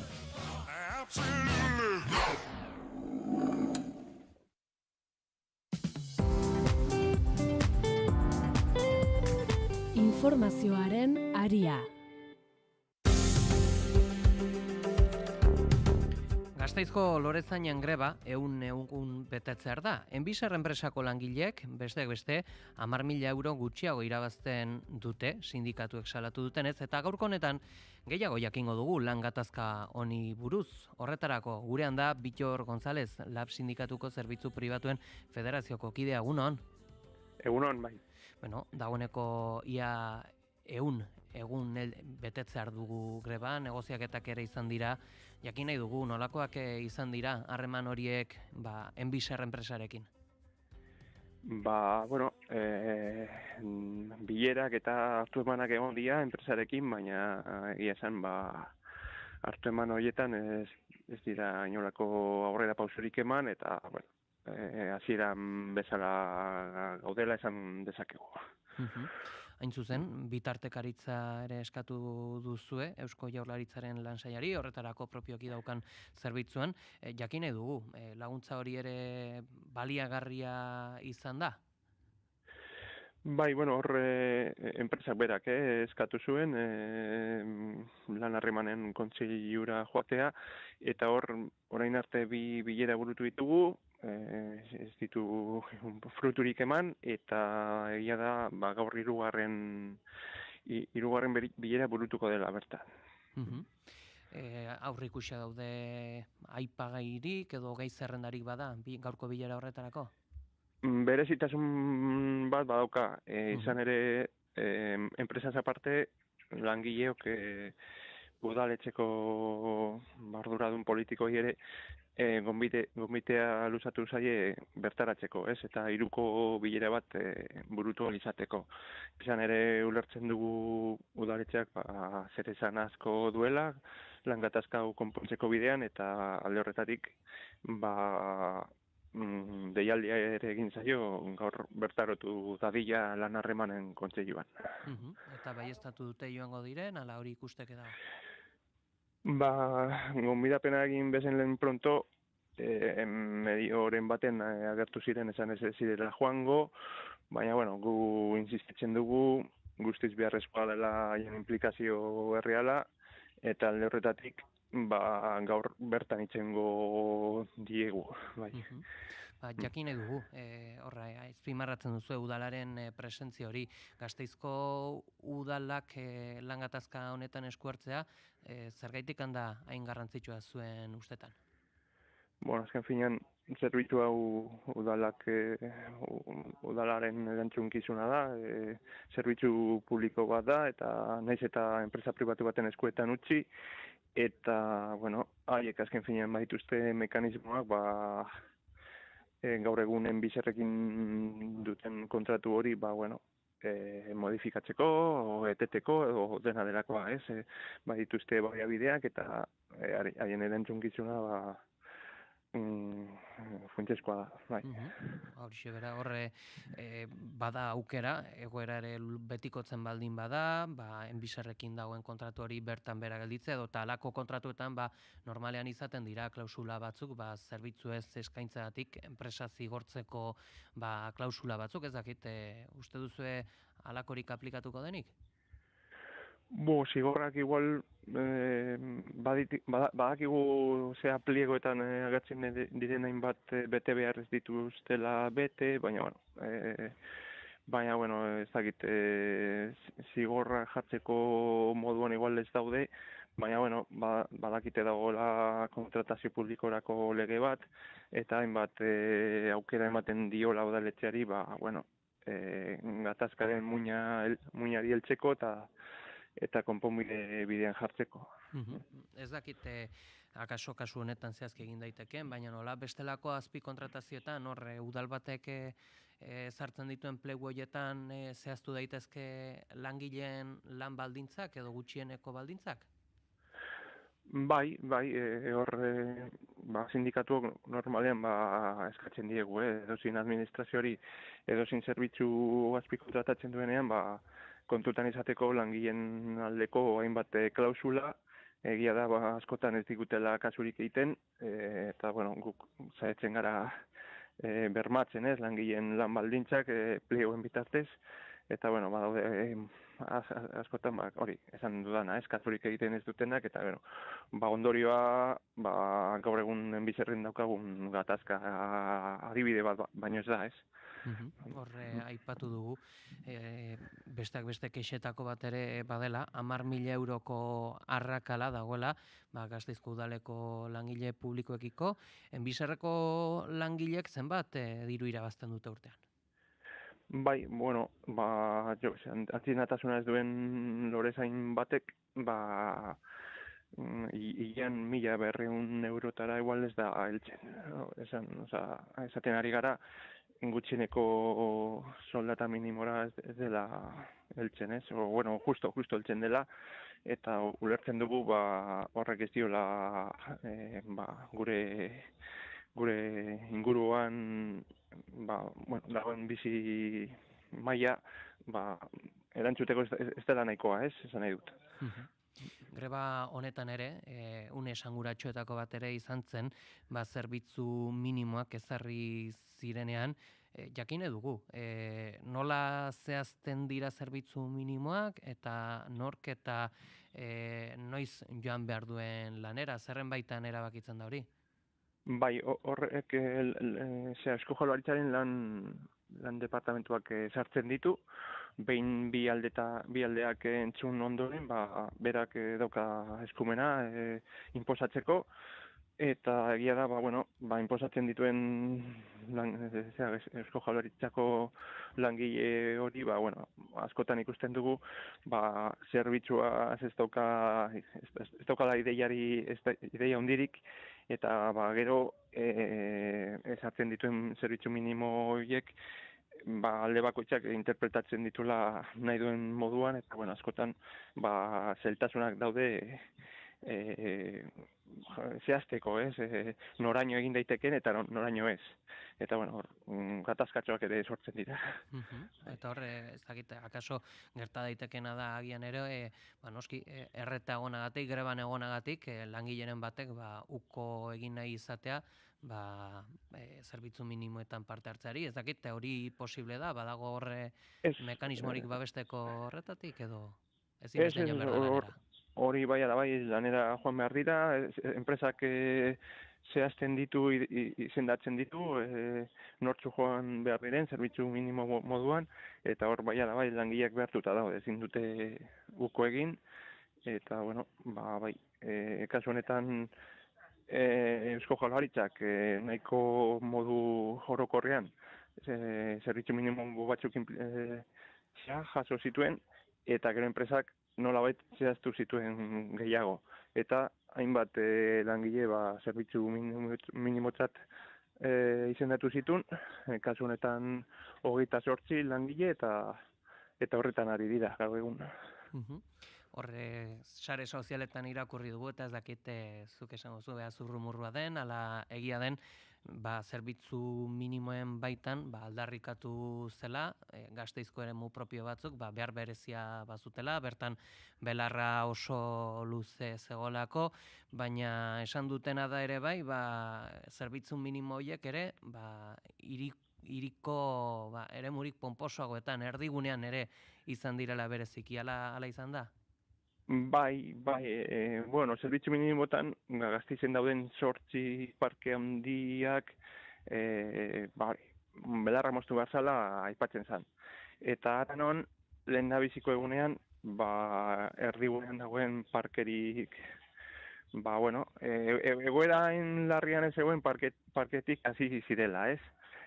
Nahiko esan guratsua, beste parketatik hasi beharrean, justu erdialdean, hortik jende gehien pasatzen den leku batetik, o turistak eta hasi ziren hor belarra mozten, non eta belarra ez eguen besteetan bezain altu. Hor, grebak ere irudi deigarria sortu du lorategi askotan, fauna eta flora gora ere egin du. Esan dute ere, akaso belarra gutxiotan moztu beharko dela, ez dakit, langilek zer diote honekiko? Honezkero gauza gehiagi dituzte mai gainean horretaz valorazio bat egiteko, eta, haiek lorazainak dira, zerbitzu honetan urte asko dara matzate, eta, lehorretatik ez dira... Ez diote denbora tarte askorik eman horretaz pentsatzeko. Badut ere, antzeko den beste galdera bat, ez dakit, hain justu Gasteitzek ere hiri berde titulua dauka, horregatik ere nabarmentzen da, eta honen baitan langilek beraien lanean izaten dute honekiko titulu, honekiko protokolo berezirik, edo ohiko lorezaintza lanak egiten dituzte?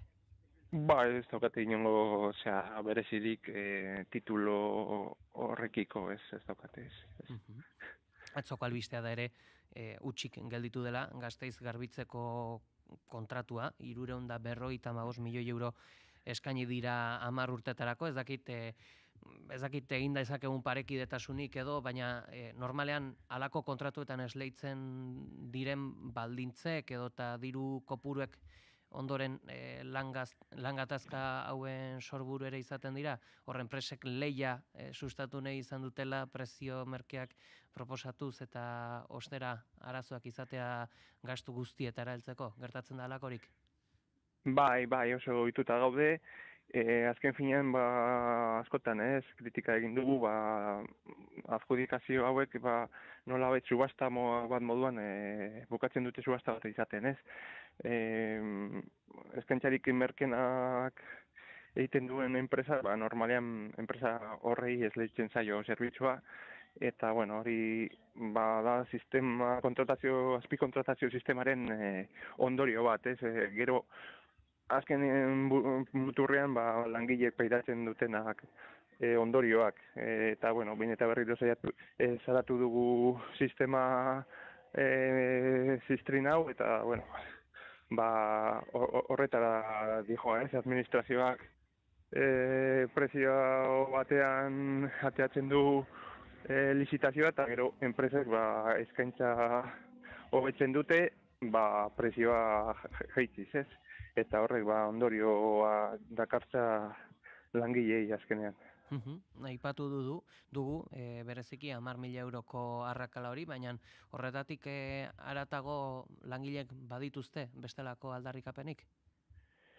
Batez ere, soldatan zentratzen ari gara, horrekoan aipatu dugun bezala, soldata oso bajoa dituzte, justo gutxieneko soldata interprofesionala genditzen dutenak, eta horrekin esaten digut, lana daukagu, baina pobrea gara. Ez diete ematen, ez esaten den moduan, hilabetea amaitzeko ez diete ematen gaur egun jasotzen duten soldata. Eta alde horretatik horretan zentratzen da gatazka, baina, bueno, dituzte beste aldarrikapen batzu, lanaldia murrizteko, gaizorik jartzen direnean, osagarria jasotzeko, eta, bueno, beste aldarrikapen batzu, baimenetan, eta bar. Egunotako albiste ere, lan gatazka honekin lotuta ere bada, Beatriz Artolazabalen aurpegia zuen panpin bat ere errezela, San Juan zu batean, zer diozue, honi buruz? Bai, apur bat txundituta, izan zen ekintza simboliko bat, San Juan inguruko, jaiaren inguruko testu inguru batean, egia da hori ez zuela komiteak antolatu, baina, bueno, hor, ez ezagun batzuk aurrera eraman zuten, nolabait udaletxearen implikazio falta salatuz, baina, bueno, beste inora ezi joan ekintza bat, simbolikoa. Eta, bueno, ikusi dugu nahiko zalaparta sortu dela, ez dugula bat egiten sortu den ikamika horrekin, eta guk Zen Juaneko jaiaren inguruko ekintza simboliko batean horretara mugatzen dugu, ez? Badi izango era beraz, gaurko bilera honetaz eta grebak daukan garapenera, Bittor González, Lab Sindikatuko Zerbitzu Pribatuen Federazioko kidea, eskerrik asko gurean izategatik. Zuei, bai, mila esker.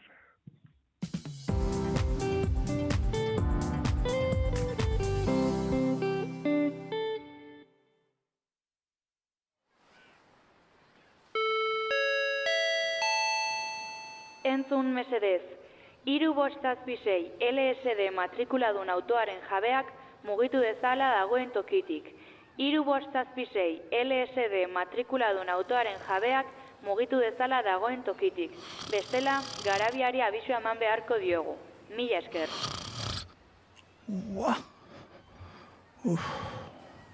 Eta orain nola disimulatuko dut? Parrandan lo hartu dudala ondartzan. Uda honetan ere, zure goiza freskatzera gatoz. Laster naiz irratian, kosta ala kosta.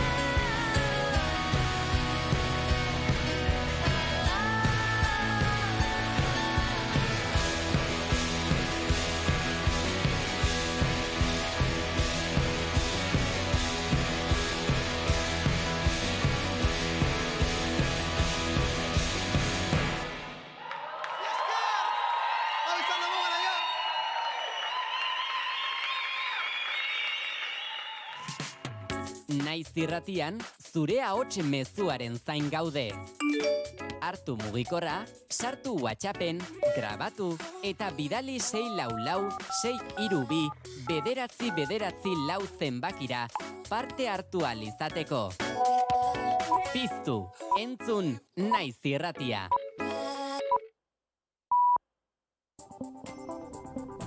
Informazioaren aria, Naiz irratia.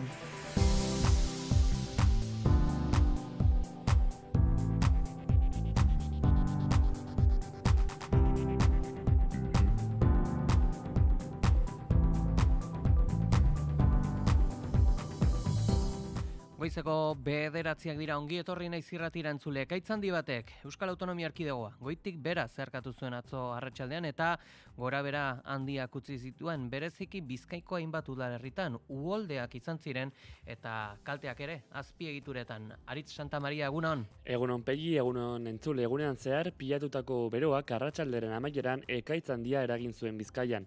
Lurraldeko suhiltzaileek hainbat udalerritan euri jasaren ondorioei aurre egin behar izan zieten. Barakaldon uholdeak izan ziren hainbat etxebizitzatan eta Iurretan berriz ura ertzaintzaren polizia etxera sartu zen eta kalteak eragin zituen eraikinaren sabaian. Prezipitazioek ere eragina izan zuten beste toki batzuetan, baina intentsitate gutxiagorekin. Sestaon, esate baterako, udalak bertan bera utzi behar izan zituen herriko jaietako ekitalde guztiak ekaitzaren ondorioz. Ekaitza haitze bolada gogorrekin eta deskarga elektrikoekin batera etorri zen. Urduinean orduko 117 kilometroko haizea izan zen, eta altu ben berriz metro kuadroko 44 litro jaso ziren. Nazioartean New Yorkeko alkatetzarako bidea izpide, izan ere, Zoran Mahmadani sozialistak sorpresa mandu eta demokraten garaipena lortu du. Will use their power to reject Donald Trump's fascism. Demokraten garaipena primariai dagokionez. Entzun dugun bezala, Trumpen fasismoaren kontra egiteko prest dagoela adierazi du eta New Yorkeko hiri bizigarria egingo duela nabarmendu du. Alokairu prezioei aurre eginez. Eta egunaren nondik norakoak ere aipatuko ditugu. Itxaso Leon, egunon. Egunon Pei eta egunon entzuleok, goazen gaurko kontuekin. Denis Itxaso Lakuako etxebizitza sailburua eremu tentsionatuei buruz arituko da gaur goizean. Bestalde torturatuen sareak agerraldia egingo du Gasteizko Legebiltzarrean eta udako kanpaina aurkeztuko du sortuk. Hainbat gizarte eragilek ere agerraldi publikoa egingo dute gaurkoan Iruñeko udaletxeko plazan hirian burutu diren azken etxegabetzeak salatzeko eta halaber eskubide sozialen kartak elkarretaratzeak egingo ditu gastu militarraren areagotzearen aurka. Gizarte gaiekin jarraitzeko San Juanetan Hernanin izan ziren istiluen jarraipena egiten segituko dugu. Hainbat jardunaldi akademiko ere espero dira asteazken honetan, tartean patriarkatua desarmatzen hezkuntzatik eta pedagogia feministen bidez edo demokraziaren berrikuntza jardunaldiak Arantzazu Laben eskutik. Ekonomia gaiak ere ugari espero dira asteazken honetan. Labek kontzentrazioa egingo du Carlos Jimeno Nafarroako hezkuntza kontseilariaren aurka. BSHek enplegu erregulazio espedienteari buruzko bilera du gaur, hori ere elkarretaratze batekin lagunduta. Greba mugagabean dauden Gasteizko lorezainek ere bilera dute lan harremanen kontseiluaren parean kontzentratuko direlarik. Imanol Pradales Araba, Bizkaia eta Gipuzkoako lehendakariak BBVako ordezkariak hartuko ditu eta banku honek bestetik euskal ekonomiaren inguruko txostena aurkeztuko du. Eta amaitzeko Euskal Herritik kanpo ere hainbat kontu jarraituko ditugu, esate baterako Espainiako Kongresuko plenoa, NATOren goibilera edo Iran, Israel eta Ameriketako estatu batuen arteko gatazkapegi. Adi, izango era kontu guzti horietara. Eskerrik asko Itxaso. Ero arte. Eguraldia eta trafikoa Naiz irratian. Errepidei dagokienez badugu nabarmentzeko jasorarik? Aipatu dugun bezalaze, A1 errepidean 354 eta 351 kilometron artean bypassa ezarri dute Gasteizen eta horrek autopilaketak eragin ditu 3 kilometrotakoak Irungo norantzan eta 2 kilometrotakoak Madrilgo norantzan. Eguraldiaren nondik norako guztiak, Iker Ibarruzeak. Asteazken honetan temperaturek behera egingo dute eta oraindik eguraldi ezegonkorrarekin jarraituko dugu. Goizean hodeiak eta ostarteak tartekatuko dira lurralde osoan eta eguraldi lasaia eta atsegina izango da. Naiz eta egun sentian oraindik ez den baztertzen ekaitz ondaren bat izatea, bereziki lurraldearen iparekialdean, gehien bat Nafarroa ipar partean edo iparralden. Hala ere hartxaleko lehen orduetan berriz ere ezegonkortasuna areagotuko da, bero hodeiak garatuko dira eta ekaitzetara joko du. Ekaitz zaparradak edo nonen eman daitezke, baina probabilitaterik handiena gaurkoan lurraldearen ipar ekialdean emango da, bereziki Gipuzkoa ekialdean, Nafarroa iparpartean eta iparralden, eta gainera tarteka ekaitz handi xamarrak leher daitezke. Arratsaldean gainera Kantabriar isurialdean hodei baxuek zerua nahiko estalirik utziko dute eta egun amaitzerako giroa triste xamarra izango da bertan ere. Haizeak goizean egotik joko du, arratsaldean iparraldeko haizea nagusituko da eta lurralde osora zabalduko da. Hori bai, kostaldean goizetik jada ipar haizea nagusi izango da. Temperatura minimoak antzeko jarraituko dute Kantabriar isurialdean, hego isurialdean aldiz behera egingo dute, orokorrean 16 eta 20 gradu bitartean errendituko dira minimoak. Maximoak aldiz behera egingo dute, eta jetxirarik handiena gehien bat markatu Kantabriar isurialdean emango da, bertan 24 eta 31 gradu bitartean errendituko dira. Eta ego isurian 25 eta 37 gradu bitartean, temperatura freskonak kostaldean, baina bereziki Bizkaian emango dira, altuenak aldiz Nafarroa hegoaldean.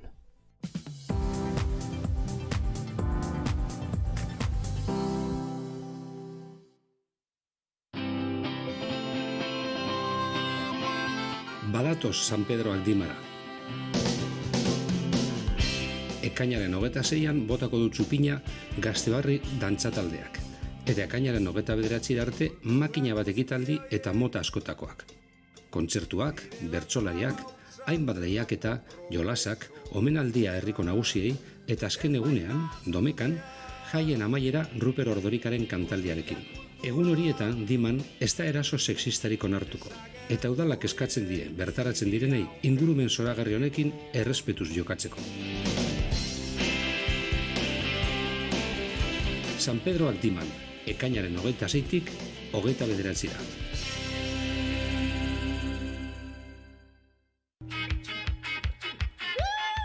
Garrarekin opari, Kriston martxa dabil kamiseta. Historiako iesaldirik dantzatunetik 40 urte beteko dira uztailaren 7an. Gertaera hori gogoratzeko, Kriston martxa dabil kamiseta prestatu dugu. Eskuratu ezazu, Gararekin. Ekainaren 29an kartilla eta lehen kupoia. Gara.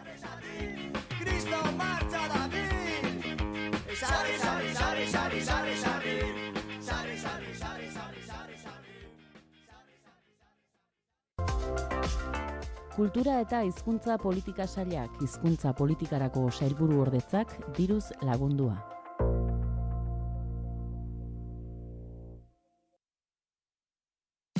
Informazioaren aria, naiz irratian.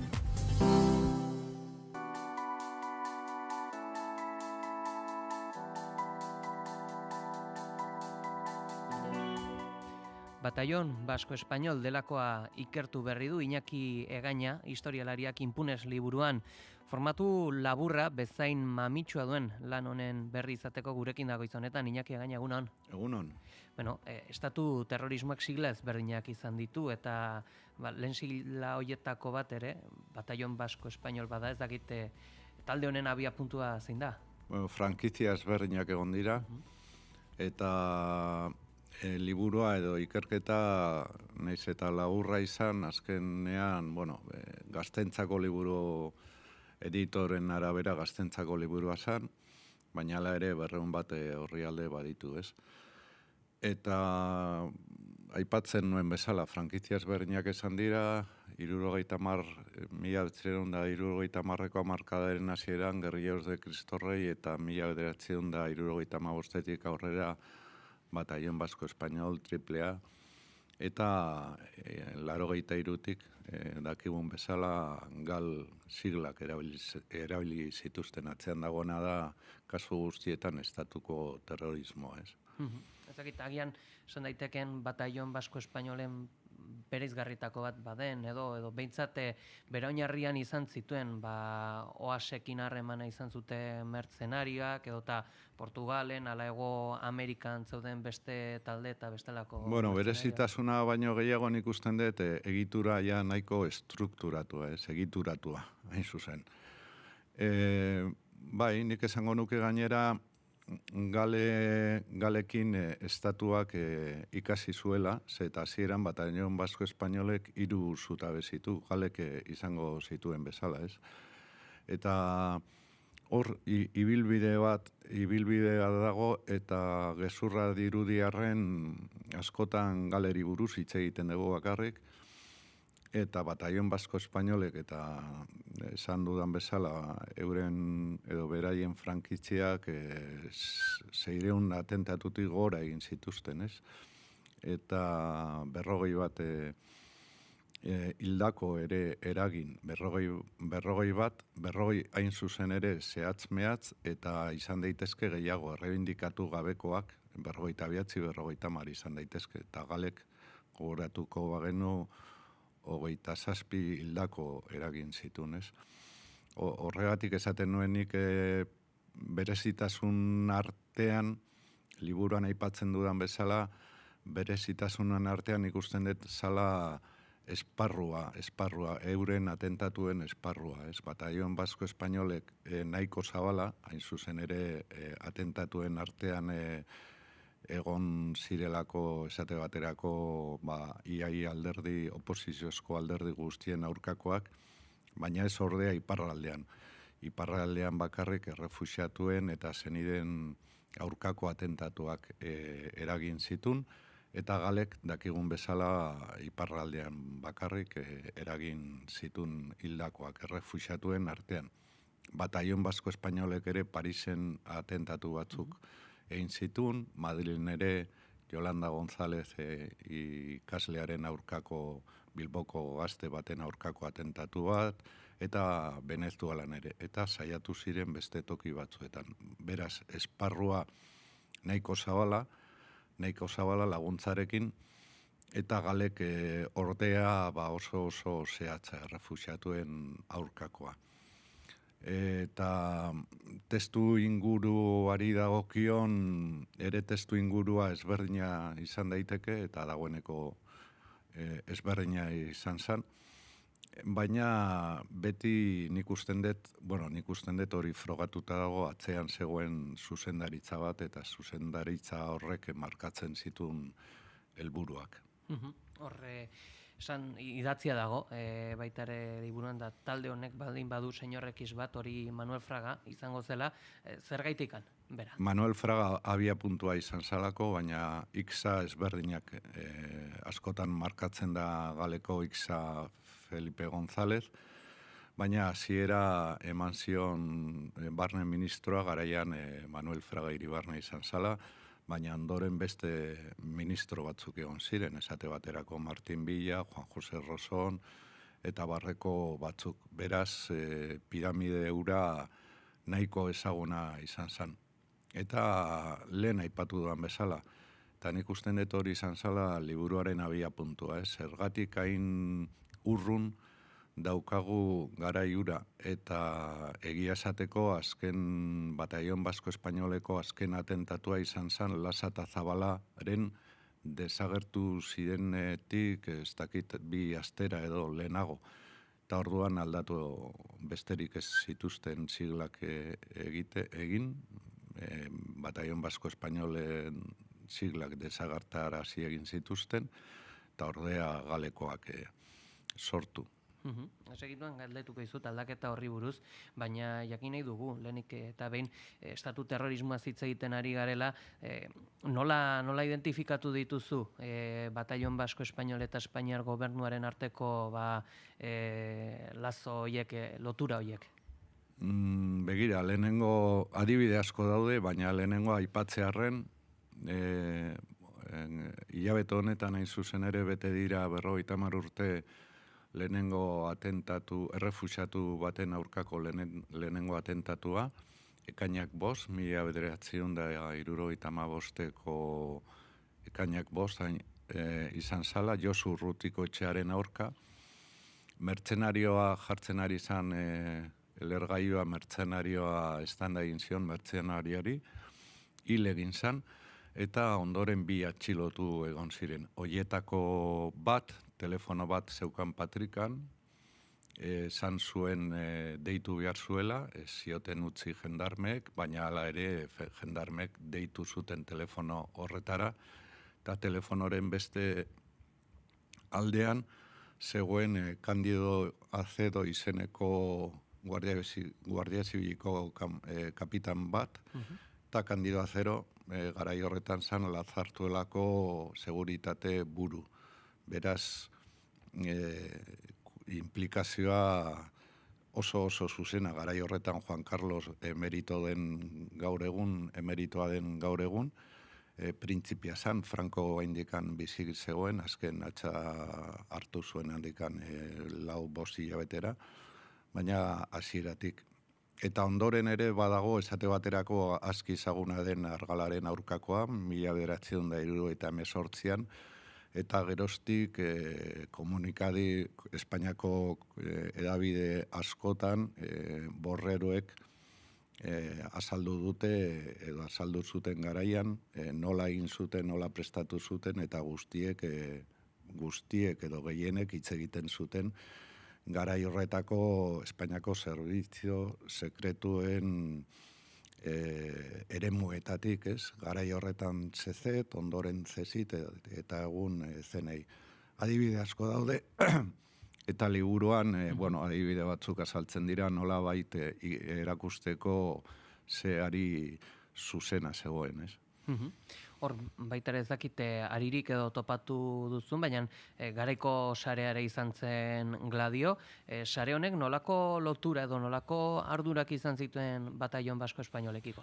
Bai, hori luzea izango litzake beste elkarrizketa bat edo beste ikerketa sakon bat egitera, baina garai horretan baziren sare batzuk otaren menpe, hain zuzen ere, NATOren menpe, gaur egun aktualitatea hartu duen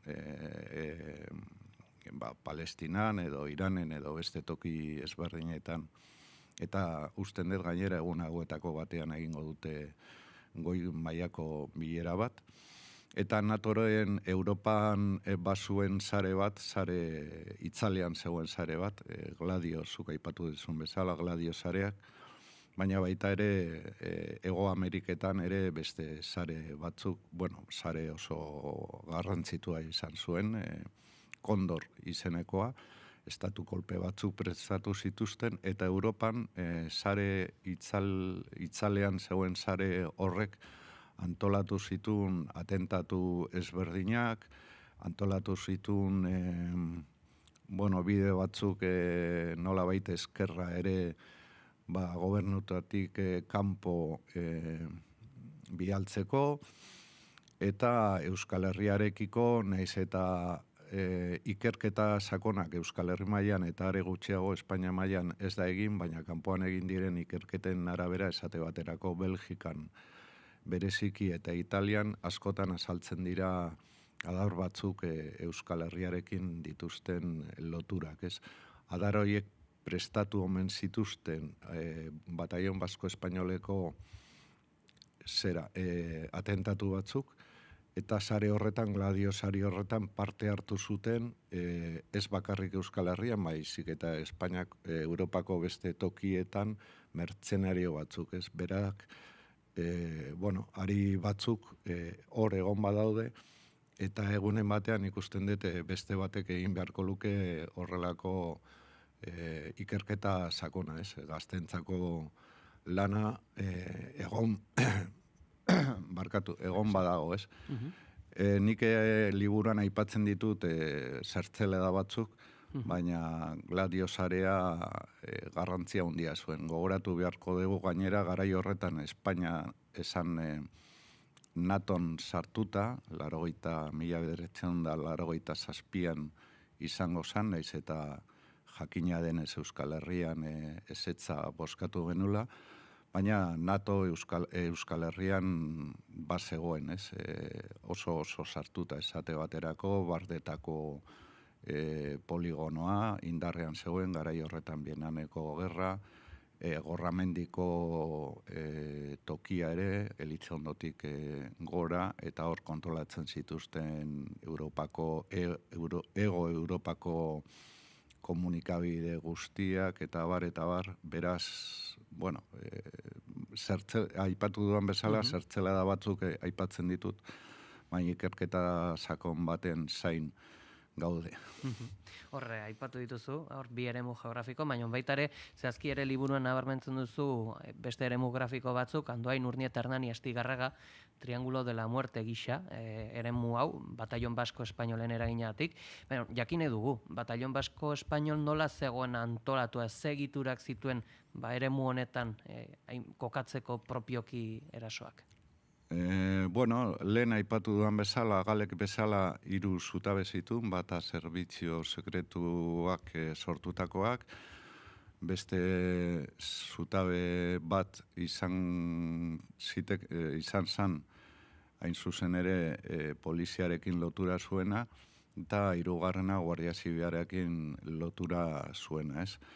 3 sare horiek euren artean autonomoak izan ziren, gehien bat, zuzendaritza batekin, lehen aipatu ditugu IXA, goiko mailako IXak nortzuk izan ziren, eta tartean mertzenariak, hortarako nik usten dut abia puntu garrantzitsuenetarikoa izango litzakela Jurramendiko karlisten aurkako atentatuak bildako eragin zituna, eta hor azaldu ziren mertzenario guztiak, Batallon Basko Espainolek eta inkluso galek erabiliko zituen mertzenario gehienak, ez? Jean-Pierre Txerit ezagunena, garai batean Argeliaren independentziaren aurka borrokatu zuena, oazen, gero Batallon Basko Espainolen eta ondoren ere galen, ez? Azkenean, estande egin zion lergailu batek eta hil egin zan. Hor delako basos komunikantes egon zitezken euren artean, baina autonomoak izan ziren. Eta jake aipatu dezun Triangulo de la Muertekoak, hor 3 bertakoak ez ziren kanpoko mertzenariak, baizik eta euskalduna gainera, horietako 2 behintzat bai, Zabala, Iturbide eta 3. González Medrano. González Medrano damutu egin zan, eta orduan, izen asko bota zituen, izen horiek baztertu egin zituen epailiak, Zabala eta Iturbide epaitu zutenean, horiek eragin zituzten 7 hildako Urnietan, Andoainen, Hernanin eta Astigarragan. Astigarragan gogoratu beharko genuke esate baterako, garai horretako herri batasuneko zinegotzi bat, hil egin zuten, Tomas Alba, eta oraindikan gezurra dirudiarren kondenatuak izan ziren, eta badaude talde batzuk oraindikan etari leporatzen diotela Tomas Albaren heriotza, naiz eta aipatu duan bezala, kondenatuak egon zirela Iturbide eta Zabala hilketa horrengatik. 7 hildako gutxienez eragin 7 hildakoen gatik kondenatuak izan ziren. 2 horiek, eta aipatu duan bezala 3. komandoko 3. González Medrano damutu egin zan, izen asko eman zituen, eta horien artean adibidez jartzearren liburuan azaltzen da. Gaur egun, ez dakite zehatz mehatz, baina duela gutxi arte izan dela Gipuzkoako Elizbarrutiko burua, apaisa den bat, garai horretan Donostiako Gotzainaren anaia. Hor dago datua.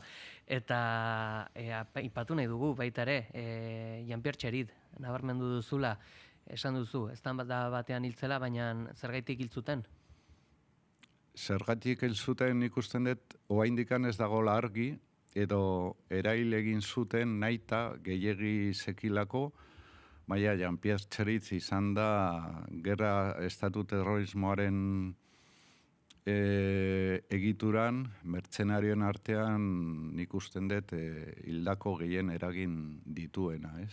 Oazen, bere garaian, ondoren Batallon Basko Espainol, bera izan zen Espe Arana eta Jokin Etxeberria Caracas'en Venezuelan hil zuena, Espainiako embajadaren laguntzarekin, berak ere Parisen egon zen, berak ere Batallon Basko Espainolen garaian atentatu ezberdinak, berak ere izan daiteke, bi hipotesi daude, baina izan daiteke ere Naparraren desagerpenaren berak egindakoa, borreroa, eta bera da lehen aipatu duan bezala, edo aipatu duan bezala, nik usten dut ari nagusiena. Nola zegoen hain uztartua Europako ultraeskuindarren mertzenariak edo lotuak, uztartuak eta lotuak Espainiako egiturarekin. Gogoratu beharko genuke Franco hil arte eta Franco hil ondoren Espainia izan zala babesa Bigarren Munduko Gerraren nazien babesleku, Argeliaren aurkako borroka egin zutenen askoren ere babesleku, Italiako ultraeskuindarren mertzenarioen babesleku, Argentina, Txileko diktaduraren ondorengo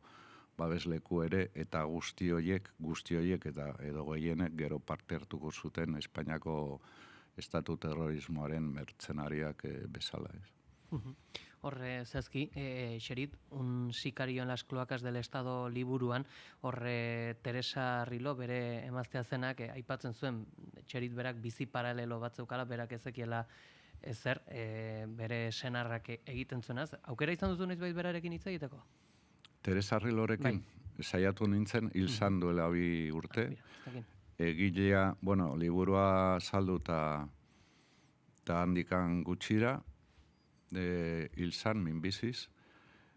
Saiatu nintzen egilearekin hitz egiten nuen, eta, asko azarretu zan erekin, eta, ez dira kontatzeko, baina nik usten dut gainera garako irakurleek gogoratuko dute nola idatzi zuen egile horrek nire kontra. Ni saiatu nintzen Teresa Rilorekin hitz egiten egilearen bidez, eta ez idan utzi, eta, ikertzaileen gora berak dira horiek, ez dira arraroak.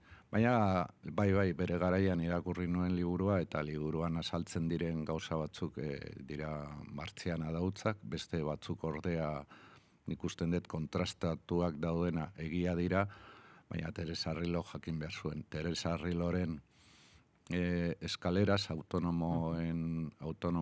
komando autonomoetan infiltratua asko lagundu zion hain zuzen ere Txerizeri, bera zenidea zan, Teresa Riloren zenidea, eta asko lagundu zion Txerizi helburuak markatzen iparraldean. Txerizek ere beste laguntz batzuk izan zituen, biztan da laguntza horren artean Frantziako polizi batzuena eta Espainiako beste batzuena, agian goi mailakoak eta Frantziakoak diruaren truke ere izan zuela laguntza, ez?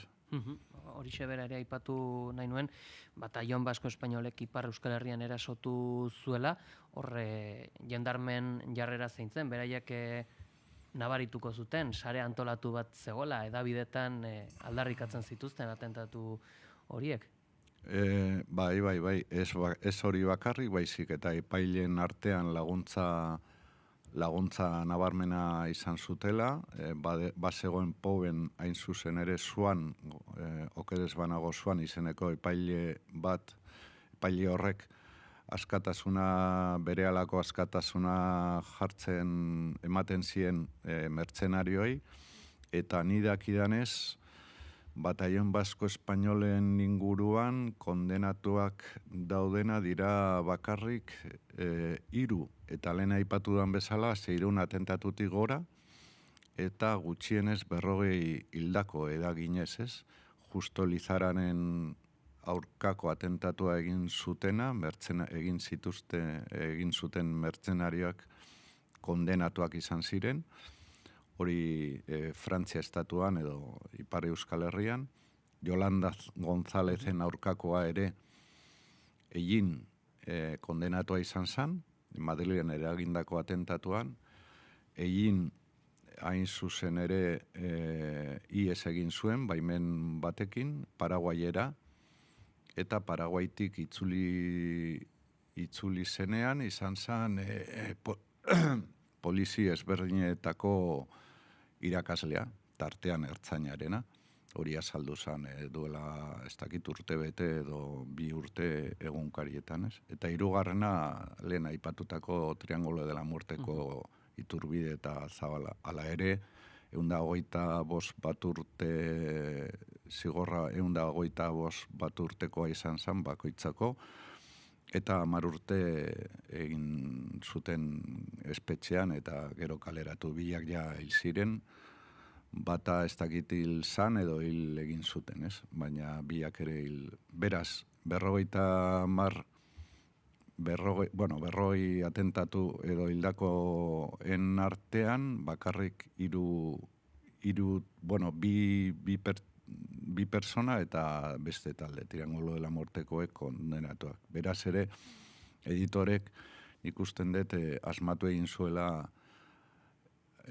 jarri zutenean liburuari impunes liburua, ez? Impunitatea alde batetik eta inmunitatea bestetik, ez? Basekitelako zerbait egin ezkero, ez zuten gero ondorioak, zituzten ondorioak izango. Ikertzeko artxibategiak oso garrantzitsuak izaten dira, eta ez dakit okurritzen zaite. Egongote da Batallon Basko Espainol edo gerra zekinari buruzko informazio argirik Madrileko Barne Ministerioaren artxibategian? Egongo da, eta egunen batean, ziur nago, egunen batean baimenak emango badituzte ikertzeko, aldez aurretik erreko dituzte artxibategi horiek. Martin Villaren garaian egin zuten bezala, ez? Frankismoaren garaian egin zuten bezala, frankismoaren artxiboak Martin Villak egin zuen bezala. 2 milioi fitxa inguru errezitun, Martin Villak ez zitun erreko, baina bere garaian, ez? Hala ere, nik daukadan esperientzia beti pensatzen dut, ez? Zerbait egotekotan edo ikertzekotan ez gaur egun, hor dago legea, frankismoaren garaio sekreto ofizialen legea indarrean, baina nire esperientziaren arabera nik usten dut Espainiako armadak gordetzen ditula dana. Gauza guztia gordetzen ditu. Eta azken finean, gobernuan egon talde bat, edo alderdi bat, edo bestea, horren gainean beti dago Espainiako armada, ejertzitoa.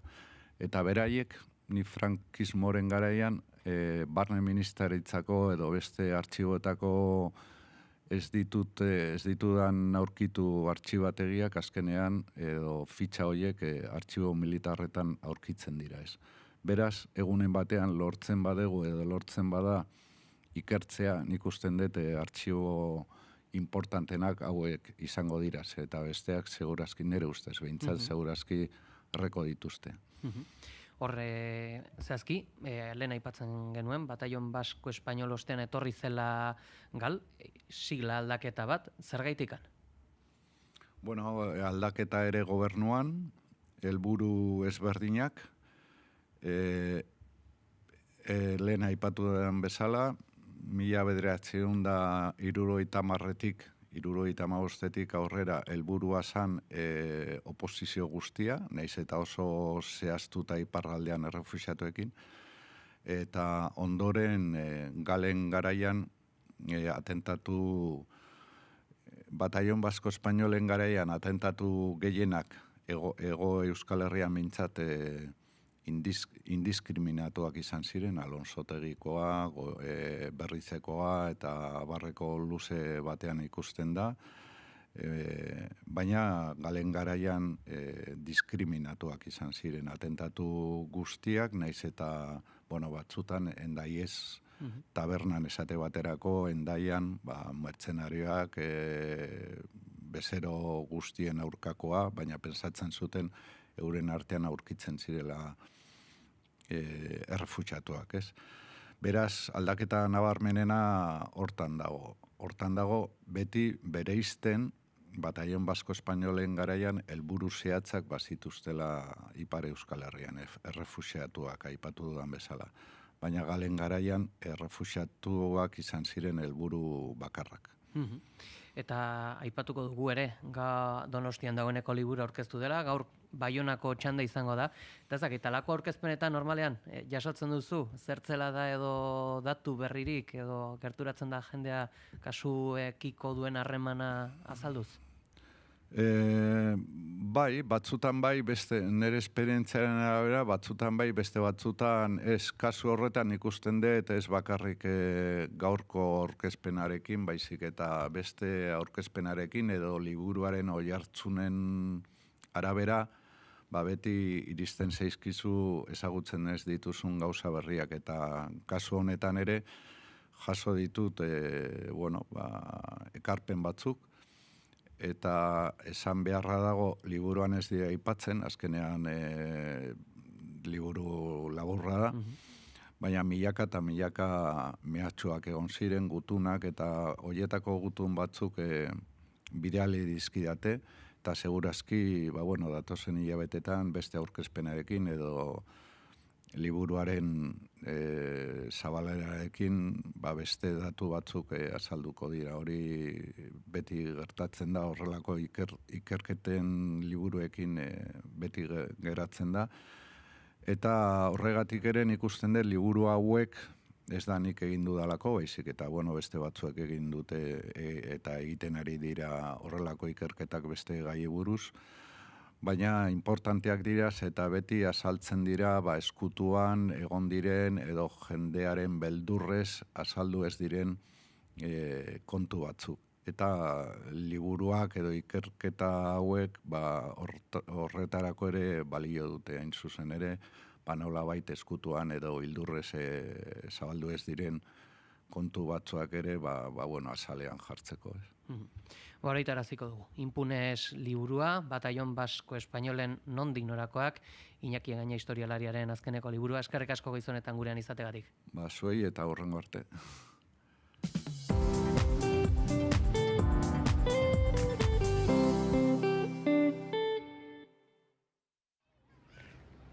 Bueno, indeu gaurko gare. Bai, elante junda. Zer du deu? 12 erdiko entxe. Me kauen, ota 12 arte genuen.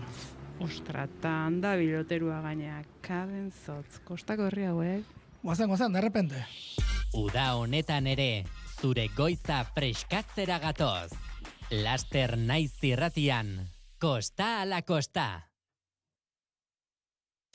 Informazioaren aria, naiz irratian.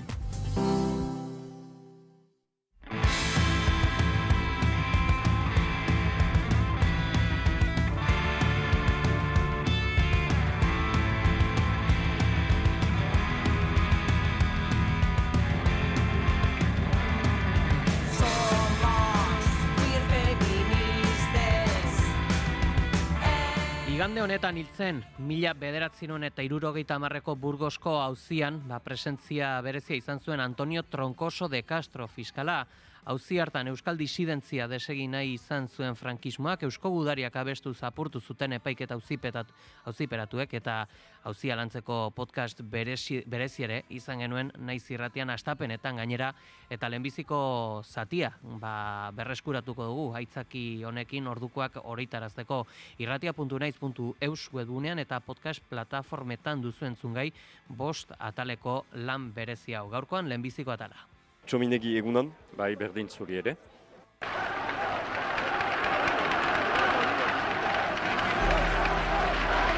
Franco, acompañado por su esposa, el príncipe de España, miembros del gobierno y otras autoridades, correspondió una y otra vez a las incesantes aclamaciones del pueblo.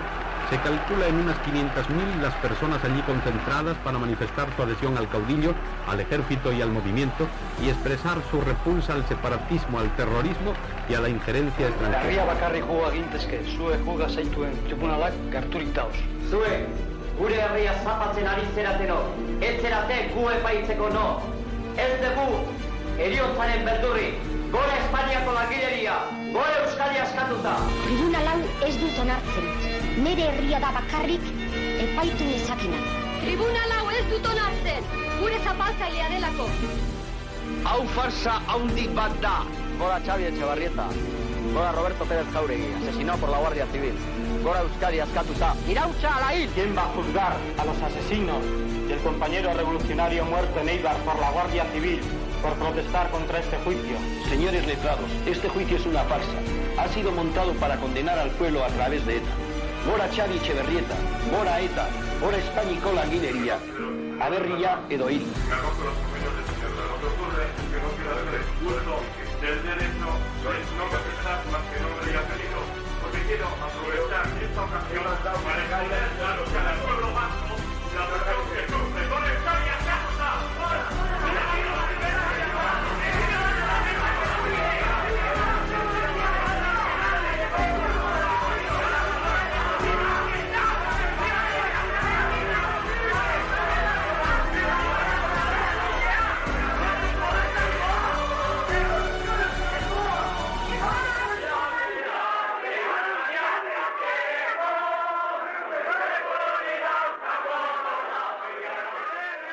Mila 1970ko abendua. Burgosko gobernu militarrean 16etako militante epaitu zituzten. Frankismoak etaren bueltan loratzen ari zen mugimendu iraultzailearekin amaituko duela uste du gerra kontseilu honekin. 9 heriotza zigor eta urte askotako espetxe zigorrak izango dira ebazpena. Baina ordura arte ikusi gabeko elkartasun uholdea sortuko da Euskal Herrian, Espainiako estatuan, Europan eta munduan. Frankok Espainiako hiri guztietan mobilizazioak deitu eta ofentsiba diplomatikoa abiatuko du bere buruaren defentsan. Alperrek ordea, berandu da, munduak Euskal Herrian askapen mugimendu bat dela ikusi du, eta nazioartean bere zilegitasuna lantzen ari zen erregimenarentzat arazo handi bat bihurtuko da Euskal Erresistentzia. Gerra osteko lozorrotik irten eta diktadurari aurre egite erabaki zuen belaunaldia, ito baino honen pizgarri izango da auzia. Frankok azkenean atzera egin eta heriotza zigor denak komutatu behar izan zituen. Burgosko prozesua da eta epaituek eta hauen alde sortu den elkartasun izugarrian parte hartu dutenek garaipen gisa biziko duten mugarria. Irabazi dugu, odolez tamalkoz irabazi dugu. Irabazi dugu, burdinen atzetik irabazi dugu. Igudari, herriko zaindari, Gernikako sua begietan argi. Hau loria, gosko hauzia, ezpatari nausitu zaio herria. Ezetzan lotara bideari eguntakor, odoletan dakor argi astea. Mugarik gabeko ludizabal bat dugu nahi, armadak zuntxitu, urrea ere bai askatasuna dugu nahi. Euskadi berri bat dago gure zai. Irabazi dugu, odolez tamalkoz irabazi dugu. Irabazi dugu, burdinen atzetik irabazi dugu. Igudari, herriko zaindari, Gernikako sua begietan argi. Hau loria, gosko hauzia, ezpatari nausitu zaio herria. Bultza, bidean ez jarri, zerditan bultza, eskuak odolduz, bultza eta bultza. Gure lurrazpitik hilek irabazi dute, txakurtegietan, oinazetan deia darkazen biltzatenok, aberrik azte bat sortu digute.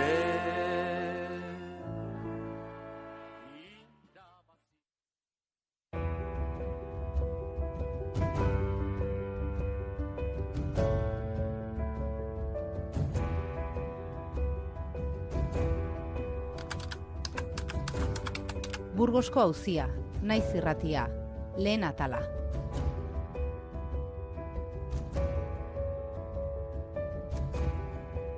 1970ko abenduaren 3 hasi zen epaiketa Burgosen. 32 euskal herritar auzipetu nahi izan zituen frankismoak, etaren zuzendaritza ez ezik, honen egitura nagusia ere bazelakoan. Hoietako 16 ihes egitea lortu zuten ordea, eta azkenean epaituak 16 izan ziren. Auziaren oinarrian etak berariaz erabakitako lehen heriotza ekintza, Meliton Manzanasen aurkakoa. El proceso de Burgos, Imanol Uribe, 1979.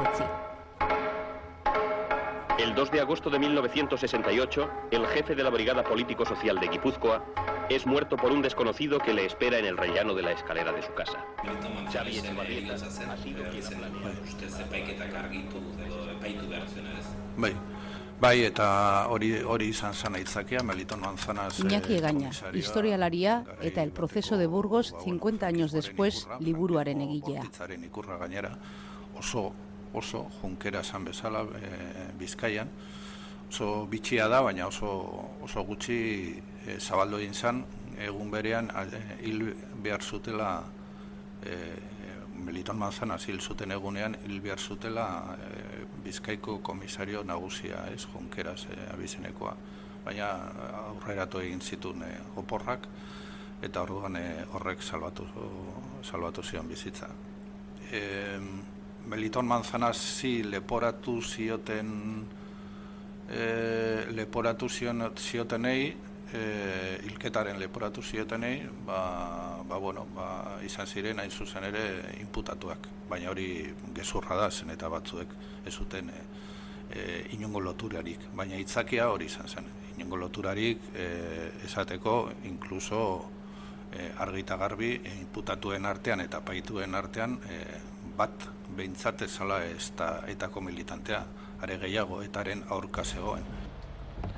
Iñaki Egañak orain idatzi du liburu bat, Burgos 50 años después, eta aipatzen du oraindik ere, harrigarria dela, zu Manzanasen heriotzaren sumarioan egotea. Antion Carrera, Burgosko prozesuko auzipetuetako bat. Nola azaldu ziren ez dago, besteak, Nola egongo da, niri tokatu zitzaidan hor egotea, eta niri komisarian inork ez galdetu Manzanasetaz ezer, Ez zute galdetu.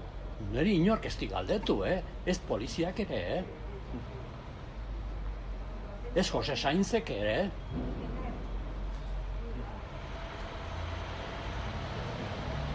Hori egin zuten, gure epaiketa izan zen, bildu jende bordoa, jende diferentea eta bar, eta eskarmentu bat egin nahi zuten. Eta eskarmentuak zituen fusilatzea, jende batzuek. Baina ez zuten lortu. Eta ez zuten lortu herriaren eta gizartearen erantzuna bat. Aitzaki horrekin, biltzartipi baten hartutako erabakiak parte hartu zutenei, hain zuzen ere heriotz zigorrari zein putatu hoiei, leporatu zioten erabakia, Manzanasen aurkako edo hilketaren erabakia. Burgosko epaiketako garaiko soinua, Jokin Gorostidiri galdeketa. Usted ha participado en alguna reunión organizativa de ETA de cualquier nivel en la cual se haya adoptado el acuerdo de la muerte del doctor Manzana. Iñaki Egaña historialariak argitaratu berri du Burgosko auziaren inguruko liburuan aipatzen du oraindik ez dela ezagutzen nork hil zuen Meliton Manzanas. Auzipetuetako askori saiatu ziren egozten honen heriotza materiala. Oso bitxia da ere kontuaz, eta jakina denez gero inputatu zioten zuzenki Hizko de la Iglesiari, baina hasieran Hizko de la Iglesia izan zen 6. hipotesia, ez lehenengoa, gero jakina denez ere, etaren arteko naiz eta gero militante bakoitzak, inputatuen artean militante bakoitzan bide bat edo bestea hartu, baina, etak betidanik esan zuen Hizko ezala izan, eta Hizko berak ere ukatu gainera bortizki momentu batzuetan, frogakin eta bar abokatuek ere frogatu egin zutela Hizko ezala izan. En aquella época era yo responsable de los comandos especiales. Entonces estaba a mi cargo el preparar de la forma más clandestina y de la forma muy estanco con los diferentes apartados o frentes que llevaba entonces la organización, llevar a cabo la ejecución de este plano, de este hecho concreto. Pero tuve un accidente fortuito, rompí casi el tobillo y eso me impidió seguir adelante personalmente en el hecho, ¿no? Erregimenerako lehenengo aukera izan zen eta arrazoia zuten gainera, zen eta bezperan edo bi egun lehenago Manzanas hil behar zutenek, iparraldetik iritsi behar ziren eta azkenean izan zuten txalupa bat galdu zutela eta orduan ez zuten ekintza burutu eta horregatik aldaketaren bat egon zen. Eta hori frogatu egin zen, eta orduan bigarren aukera, erregimenerako bigarren aukera izan zen país komunista bat, baina Parisen zegoen. Et autour de ça, c'est constitué en 58 la première cellule État, c'est-à-dire Euskadi ta askatasuna, Euskadi esa liberté. Meliton Manzanasen alargunak Parisen gerora arloteen edo eskaleen apaiz gisa oso ezagun egingo zen beste pertsona bat ere seinalatu zuen ekintzaren egile gisa. Pedro Meka apaiz jatorriz Atarrabiakoa. Et ça donne une popularité et une solidarité énorme de la part du peuple qui a toujours caché les militants. 1970ko abenduaren laukoa da pasarte hau. Burgosen auzia epaiketa hasi eta biharamunekoa. Epaiketa honen harira elkarrizketatu zuten Meka Frantziako telebistan. Beste 3 euskal iheslarirekin batera agertu zen. 68 a tué Xavier Echevarrieta, un des dirigeants de ce mouvement. À ce moment-là, il a tué d'ailleurs dans la rue, un contrôle de route, descendu de voiture, paf, devant, descendu. À ce moment-là, l'État a décidé de prendre d'accentuer la lutte, d'accentuer les contradictions, d'accentuer même la répression face aux oppresseurs, et ils ont décidé l'exécution de Manzanas. Momentuko egoera azaltzeko garaian, 2 urteko tartean Euskal Herriaren gertuko historian mugarri izango ziren 2 une garrantzitsu gogoratu zituen Mekak. Etak Manzanas hiltzuenekoa, Guardia Zibilak Xabi Etxebarrieta hiltzuenekoa. Lengo batean, kalearen erdian, benta hundi erdian, Xabier Anaia hil zuten. Lengo batean. Hamarkada bat lehenago sortu zen Etaren ibilbidean 2 urteko giltzarria izan zen. 1978 eta 1970 arteko ura. 1978ko ekainaren 7an Tolosako benta hundi inguruan Xabi Etxebarrieta etako militantea hil zuen Guardia Zibilak tiroz. El 7 de junio de 1968, Xabi Etxebarrieta, para evitar ser detenido, dispara sobre el agente Pardines causándole la muerte. Perseguido por la Guardia Civil, es muerto por esta en Benta Haundi, cerca de Tolosa. Iñaki Sarasqueta, que viaja con él en el coche, será detenido a la mañana siguiente. El día que le mataron, Xabi Etxebarrieta, teníamos una cita concertada en Beasain. Jokin Gorostiderekin zuen hitzordu horretara bidean geratu zuten Guardia Zibilek. Tiroka ihes egin zuten kontroletik berak eta Iñaki Sarasketak. Jose Pardines Guardia Zibilaren heriotza eraginez. Concretamente a entregarle unos explosivos de dinamita que los íbamos a colocar en San Sebastián. Y puedo decir que era un gran compañero y un gran revolucionario, abertzale y socialista.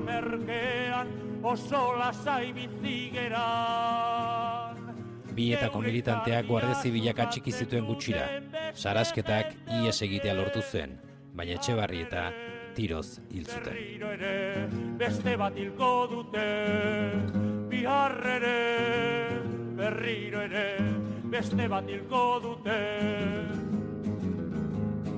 Lengo batean, kalearen erdian, benta hundi erdian, Xabier Anaia hil zuten.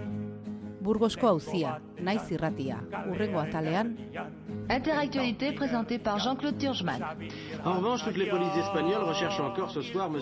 Bell, le consul ouest allemand enlevé hier soir à Saint-Sébastien par des hommes qui appartiendraient au mouvement séparatiste basque, pour expliquer. Momentu batez ere, gainera, negoziatzaileak uste zutel beil hilko zutela. Ainsi, M. de Monzon, président de l'organisation basque Anai Artea, n'a pas caché son pessimisme, son inquiétude à Jean-Jacques Moria.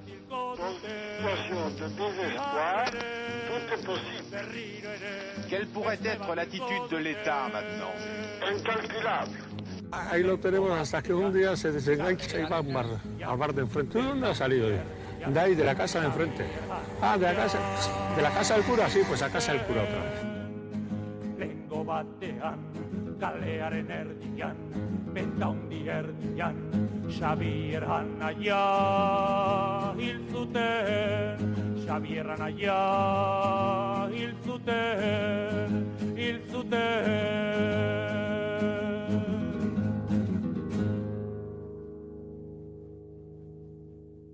Informazioaren aria.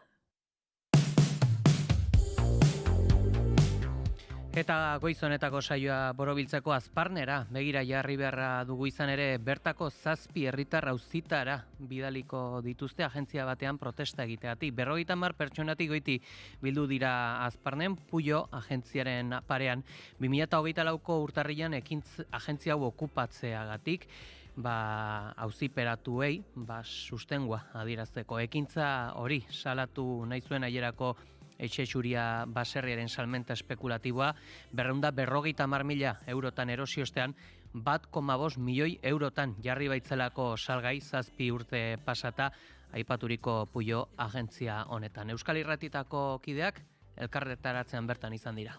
Txominegi egunon? Bai, berdin zuri ere. Hemen gira Azparnen Puyo agentzian, orentxe beraz ekintza bat eraman duzue. Agian has gaitezke ekintza horren aipatuz edo jatorrian, ze pastu zen agentzia horretan? Bai, agentzia baino lehenik oinarria horretarazi, aiagan izan zen etxe bizitza horren salmenta harri-harria, espekulazioaren mundu hortan txartzen zena argiki, eta hain zuzen agentzia honek zuen kudeatzen afera hori. Eta nola ez ziren batere gauzak mugitzen, nahiz hemen Arberuako eta etxe bizitza kolektiboak hamat ekitaldi egin, erabaki zen, joan den duela zonbiti labete, agentziaren unen okupatzia simbolikoki, eta geroztik izan da 7 presona auziperatuak dira, arrazoin harri batengatik, hemen telekomanda bat ebatxia izan zela, ez baitzen bat ere desmasiarik izan, eta oso molde bakatsuan iragantzen ekitaldi hori, eta hanbat eztabada erabili ginituen hemengo langilekin, eta 7 pertsona horiek gure artean hor auziperatuak izaitea datorren irailean, hori arrunt harri-harria eta jokoz kanpo ikusten dugu biztan dena, eta horren salatzeko lehenik hemen bildu gira. Beraz, gertatutakoa salatu duzue, are gehiago agian aipatu duzue baita ere, gerozta olako bortizkeri kasu edo gehiago badirela hori da ez? Bai, biztan da, ez ditugu adibideak eskaz, aski da ikustia hor bastan alde hortan zer pasatzen den ere, arazo berdintxoak dira, nolazpeit, baita edo etxe bizitzaren inguruan, edo lurren inguruan, espekulazioa egitea, prezioak iganaraztea, eta horren buru aberatsek hemengoek edo kanpokoek eskura ditzaten ontasun horiek, eta hemengo jendentzat, eta biztan dena biziki zailtzen du horrek, alde batatik lurrak babesten laborantzarentzat eta biharrenekorik etxeak babesten hemengo gazteentzat, bikoteentzat, hemen bizi nahi dutenentzat urte osoan.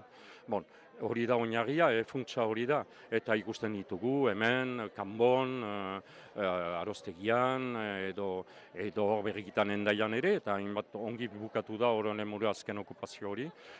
Adibideak metatzen ari dira, eta ezin dugu deus egin gabe gelditu, ez da posible. Eta beraz, gaur ere abiatu duzue kanpaina bat, edo erran dezakegu, hasteko agian aipatzen aldugu manifestaldia beraz irailaren 27an iraganen dena, 11etan, eta baita ere auto-inkulpazio kanpaina bat abiatu duzutela ere aipatzen aldiguzu hori? Bai, hemendik goiti, eta uda guzian beraz, oso simplea da, erranez, ez ziren 7 horiek bakarrik agentzia hontan, nine ere hor nintzen, eta beste 10 pertsona, 60 jende bildu ginen, Beraz, denak gira epaitu beharrak, denak gira kupable. Eta beraz, ez bakarrik 7 horiek, baina norberak bere izena maiten ahalko du, kanpaina hori abiatuko dugu, eta egan, ni ere kupable naiz, eta horiek guztiak epaitegi egunean, 30ean, beraz, helduden irailean, horiek epaileari eramanen ditugu, eta ez bakarrik hemen parte hartu zutenak zuzenki ekintza honetan, baina deia da Euskal Herri osoari deia zabaltzen dugu, eganez, denak gira hobendun eta denak auziperatuak izan behar gira. Azpimarratu duzu ere, horrelako ekintzek ze garrantzia duten Euskal Herrian, zuentzat bereziki ez, horrelako ekintzen eramatea, herritar mugimendutik ez? Ez da gaur egun abiatzen borroka mota hori, badakigu, badira hamarkadak hemen herri honetan gauzen aitzinatzeko eta azpimarratu dugu hamat sailetan, ekonomia sailetan, etxe bizitzari dagokionez, edo kulturari dagokionez, hizkuntzari dagokionez nola ez, eta beste hainbat arlotan, sozial arlotan eta guzi, herritarrak ez balimagira mobilizatzen, ez dira gauzak mugitzen, ez dira aitzinatzen, eta ez dira ere erabaki zuzenago batzu edo memento batzuetan hartzen. Beraz, mobilizatzea eta elkartasunean eta molde baketsuan eta elgarrekin gauzak eramaitea oso importanta da, eta ez da importantzia hori nire iritziz tipituz joanen.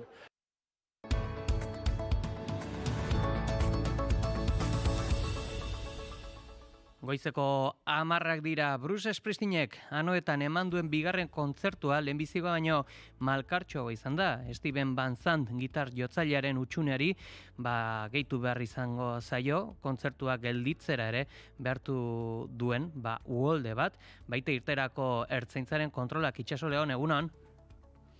Egunon pegi, bai gaua nekez izan da gora beratsuagoa, bereziki 10 inguruan sortu den uholde horrengatik, esan bezala kontzertua gelditzera behartu baitu. Ia 40.000 lagunek zela jaustu dute eta korrika joan dira armailetan eta korridoreetan babestera. Gero ordu erdi baten ondoren kontzertuari ekin diote berriro amaierar arte. Zailtasun kontzertua 3 ordu baino gehiago luzatu dute azkenean.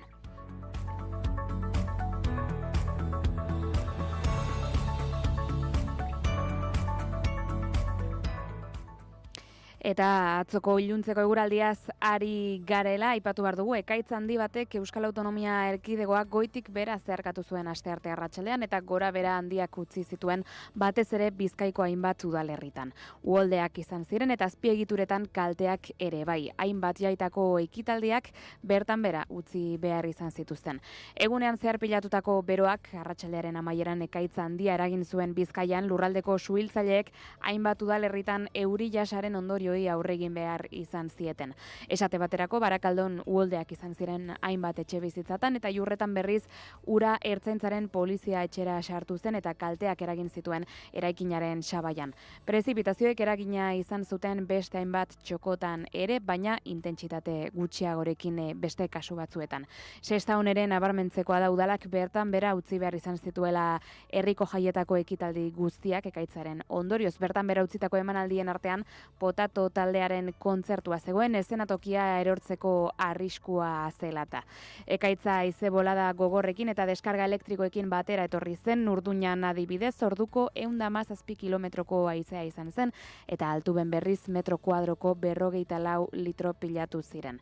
Ekaitza gora bera esan behar da ez dela inor zauritu, baina denboraleak utzitako tximista eta txingor irudiak deigarriak izan dira azken orduotan sare sozialetan. Euskalmeten arabera asteazken honetakoa egun egonkorragoa izango da, baina ez da baztertzen azken orduan zaparrada trumoitxuren bat ere botatzea. Eguraldia eta trafikoa naiz irratian. Trafikoari dagokionez, aipatu behar dugu duela ia 2 ordu, bypassa ezarri dutela A1 errepidean, 354 eta 351 kilometroen artean, Gasteiz aldean. Beraz, tarte horretan errei bakarra egongo da zabalik norantza bakoitzean, eta gainera trafiko eraginak ere izango dira, debekatuta daude puntu horietan garraio bereziak. Aipatzea ere ordu honetarako, 3 kilometroko autopilaketak sortu direla Irungo norantzan, eta 2 kilometrokoak Madrilgo inongo norantzan. Eta aipatu dugunez atzoko eguraldia, korapilatsua izan zela, goazen gaurkoaren iragarpena ezagutzera Iker Ibarluzearekin. Asteazken honetan tenperaturek behera egingo dute eta oraindik eguraldi ezegonkorrarekin jarraituko dugu.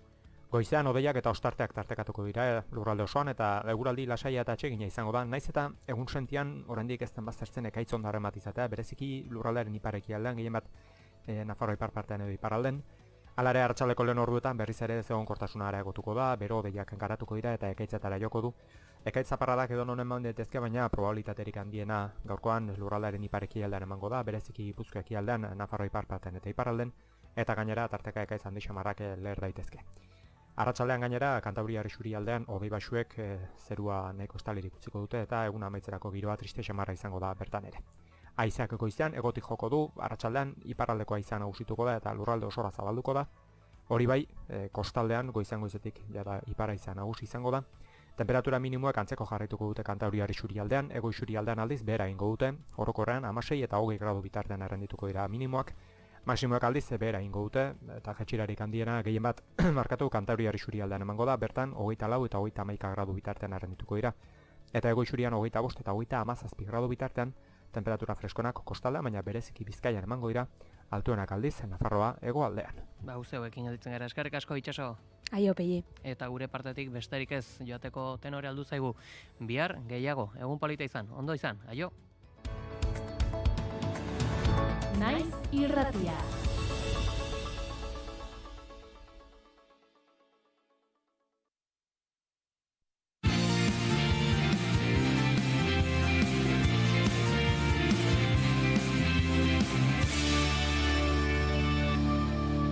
Naiz irratian, bigarren kafea.